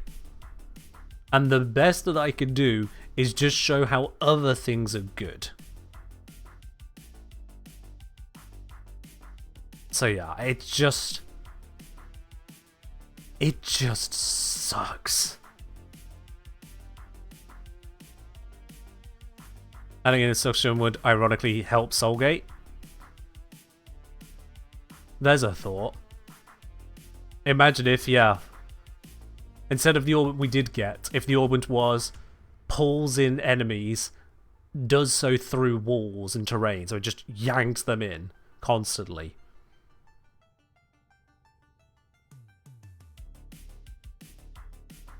Soul gravity or something. That might have been more interesting, but even then the damage would have sucked. The damage would have still sucked. Mimics Warp and Vortex? Something. Mimic Mag's pull, but also more damage. Still leads to more damage. Because it looks like it can do plenty of damage, but part of the problem is that it just takes so long to get there. Oh, Flynn! Thank you very much for raiding in at 22:04 UK time. Welcome on in. The stream raid message, thanks for doing the math for us. You're very welcome. You are very welcome there. And I'm happy to say as well that someone else has independently verified the math that I did since then by just going about it a completely different way and coming to the exact same conclusions. So, good news. It's definitely correct. Oh, all the mods are fighting over who can do the shout out. See, that's when you know you're doing alright as a streamer. That's when you know you're doing alright. When the moderators of a different channel fight to do the shout out for you. Cheers for the raid. Is it dumb to buy 25 relic packs a week from Teshin? I mean, if you got the steel essence to spare, why not? Have yourself relics, go for it. No, if you want to be dumb about buying relic packs, it's not buying them from Teshin. That's not dumb. If you want to be dumb about buying relic packs, let's see, where are we going? Hold on. There it is. If you want to be dumb about buying relic packs, then yeah. And I want to be very clear. I want to be very, very, very clear when reading this here. I'm slightly in the way of the view of it, so let me just move my my beautiful face off to the side. I want to be very clear about this. This isn't 40 relics. This isn't 40 relics. That is 40 relic packs. Where you go into the market and you search for the relic pack and you purchase one of 50 platinum relic pack. So that is not 120 Petra. These come with 5 relics inside the premium relic packs. That is 200 relics. And what's more is the moment you receive the gift and open a gift, you've received the items. You opening up the gift to see the items you get doesn't do anything. They're already there the moment the inbox message has arrived. Not even the worst thing you've seen Mirrorlab gift me? True. True. I do have too many Stugs.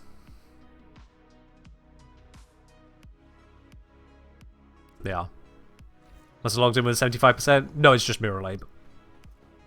Mirrorlab is a force of nature.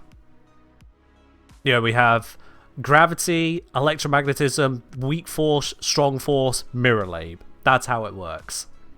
So when I scroll down, we see, hidden under the messages of an update, just Mirrorlab moments. Mirrorlab is a force of nature. And I want to be very clear, if anyone, one of you starts begging Mirrorlab for stuff, you will absolutely be banned from the community. Don't beg people for stuff, it's terrible. Just putting the warning out there. If you had the plat for it, you'd do it funny right now? Please no. We don't need more market relic packs. Don't do that, please. It is an absolutely terrible use of your platinum. Do not buy relic packs for platinum. Buy them absolutely for steel essence. Go for it. If you want to get recent relics from a when a new set of relics comes out, you want to grab hold of them, go for it. Why not? But please, please, do not buy relic packs for plat. That is ridiculous. If you really want to buy relics for platinum, buy them from other players. They'll be so much cheaper. Because you can't even get vaulted relics from it. The best you'll get is iron. Again, you can just buy that from players.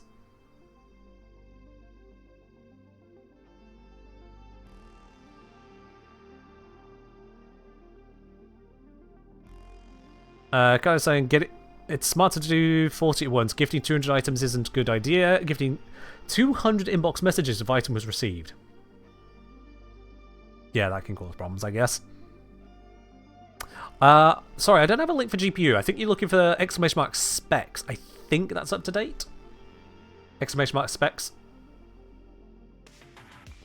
Is 50 plat for a relic pack better or worse than 1 IR for 5 void traces? It's worse because 1 IR for void traces trades an in-game item for an in-game item, whereas 50 plat for a relic pack trades premium currency for in-game items. So yeah. Let's see. Is that up to date? Yes, it is. Yep, those specs are correct. Those are up to date. Yeah. About what do you think on Verve and Iridos skins? That's not about Aya. That's about skins, and I am the wrong person to ask about skins. I mean, I can give you an opinion, but it'll probably be really uneducated and simple. Where am I even looking for that? Is it going to be in Prime Resurgence, I guess? No I don't look for guarantees skins. with void relics. Just like life. So my immediate thought is, what are we, Overwatch now? And I don't know why that's my thought. Oh yeah. 295 fire? Yeah, I got a little bit. I got a couple.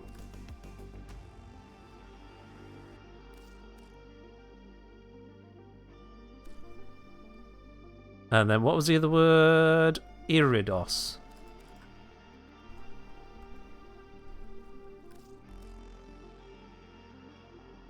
Meh. I cannot think of a single frame I'd want to put that on. I just can't.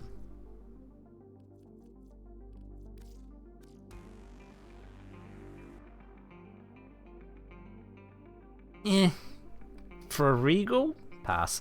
Save your shot until you're I don't do cosmetics really. I just don't. I'm a terrible gamer for 2025. When almost every game is trying to make its money through cosmetics, and then there's me. Yeah. Most gaming ain't built for folks like me. It just ain't. It just ain't. Need Necros Prime to come back? Understandable, honestly. Is it up to 200 plat right now? No way. No, let me have a look at this. Hold on. Necros Prime set. Okay, no, I could get one for 118, which is still quite a bit.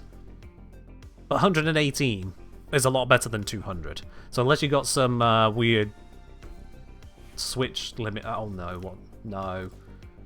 No. No. Liv, I don't need any more eggs. I don't need any more eggs, please. I've got no use for these either. Please. We already have eggs. I put them into use. Look, I did the thing. I did the decorating with the rocks. Okay? Please. You had 6 platinum? Had. Why? Why would you do this? You had platinum. Now you don't. You don't need to do that. I was saving for flare. No, Zom, have you pushed yourself away from having flare for this?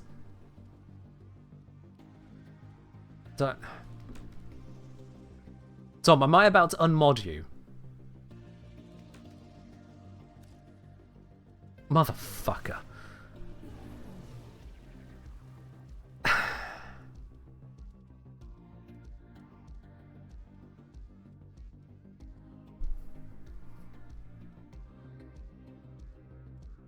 Are you happy? Are you happy, Zom? Zom, would you like a Miso N17, a Lith S16, a Neo C6, Axie P8?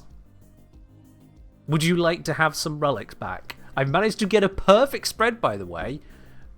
A Lith, a Miso, a Neo, an Axie, and an Aya. There cannot be a more varied pack than this. This is as diverse as they come.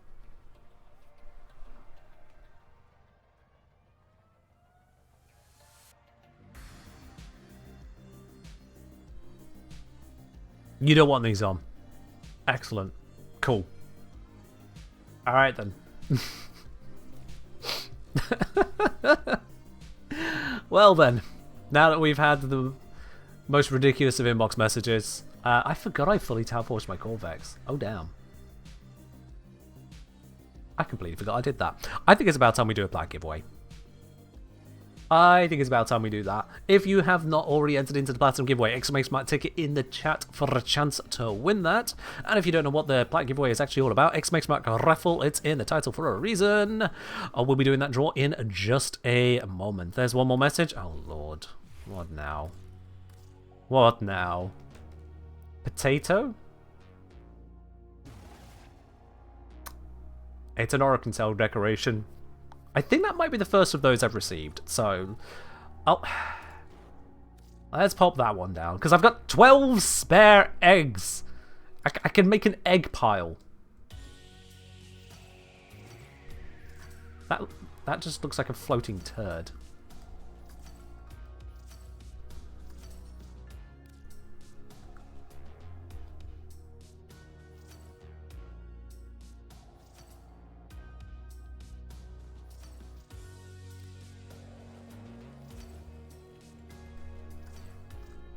Ah, I keep selecting them. There we go, right. There we go, just whatever that is, you're welcome. Hope it doesn't dissolve like normal argon. Oh, it doesn't dissolve, it just goes back to the void.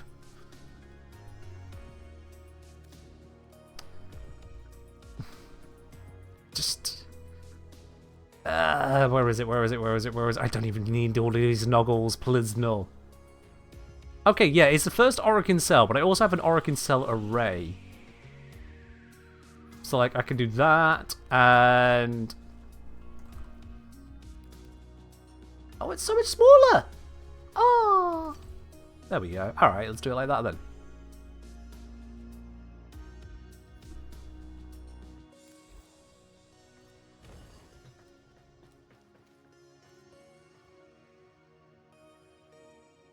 Never talk to me or my son ever again. Alright then. Apparently Comjun and I had the exact same brain cell at that moment. And out come the drones. I think I remember putting these down at QTCC and saying they'd probably last the month. We're closer to the next one now.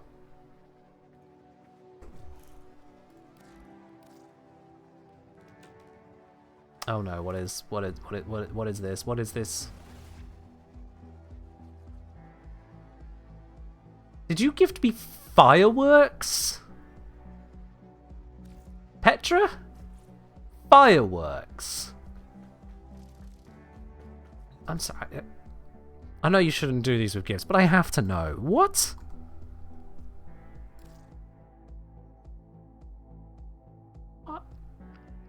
How many fireworks do you get?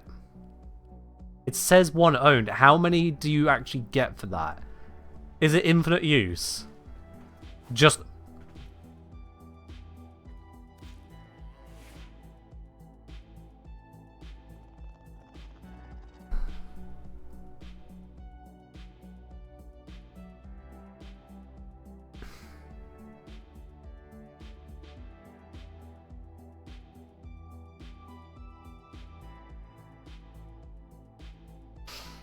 Well, in which case, Petra, you're going to have to remind me when it comes to New Year, because you did say it's for New Year preparations. So yeah, remind me when it comes to New Year, and we will ceremoniously send your 15 platinum into the sky. Didn't say which New Year? Yeah, we'll do it 2035. We'll welcome back all of the banned players with the cursed rocket. There we go.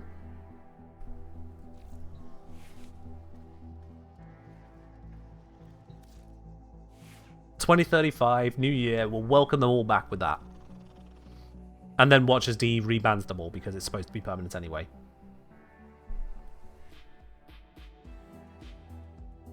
Less than 10 years left. Very true. Very true. Alright, I think it's about time we do that plat giveaway, because otherwise things are just going to spiral out of control from here, isn't it? And I have to immediately close the giveaway because we got 69 people in it. So there's no way... I'm legally not allowed to wait for anyone else to grab a ticket at that point. Legally not allowed to. Call through the hydrate. Cheers.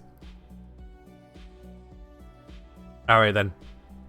So out of those of you who did grab a ticket, hoping for a little bit of platinum, doesn't matter what console or platform you're on, you could be on PC, Xbox, Switch, PlayStation, or on mobile. You could be a follower, you could have just raided in moments ago. But let's see, the winner is going to be... Adamin97. With a little underscore in there. Adamin_97, congratulations, you are the winner today. They're going, oh my god, oh my god, oh my god, oh my god. A great response. Anyway, let me send you a quick little whisperinos here. There is a smiley face. If you could reply to that, please, Adamin, with your Warframe username, your Warframe platform, and if you have cross-save turned on or not. Just those 3 simple details will be able to get the platinum. They're all 75 of it sent on over to you. I'll send you full details as to how that works in a Twitch DM shortly after the end of the stream. Absolutely. Quickly from Raptor here, we got, hey Ken, I am confused. I stepped away from the game for a few months, and now I see Warframe as a T-72 tank as a boss enemy, and infested variants of weapons. What did I miss? Well, Raptor 1205, what you have apparently missed is a relationship. So, yeah, I would like you to appreciate that you can now defeat an infested boy band clone army, whilst also taking on a tank with gas problems, defeating a religious cult militia,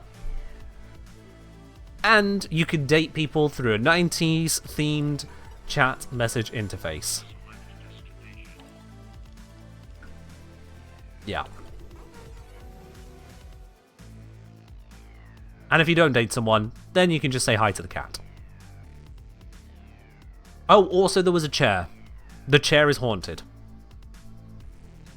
The chair is haunted. Yes, I did see there was another inbox message.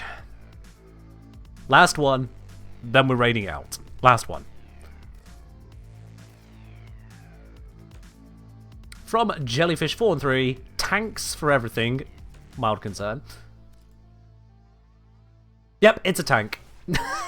You ask? Here is the answer. What's up with the tank? That's the tank. There it is. Thank you.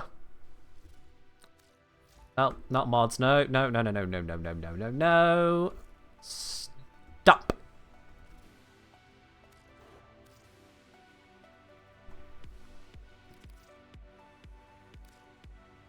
Okay, bear with me a moment. I have apparently overdroned. Let's go in here.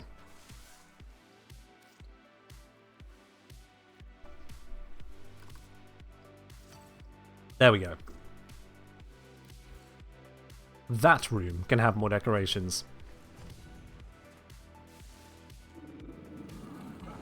Yep, there is a tank now. Sure. It can join the legions of floofs that like to watch everything melt.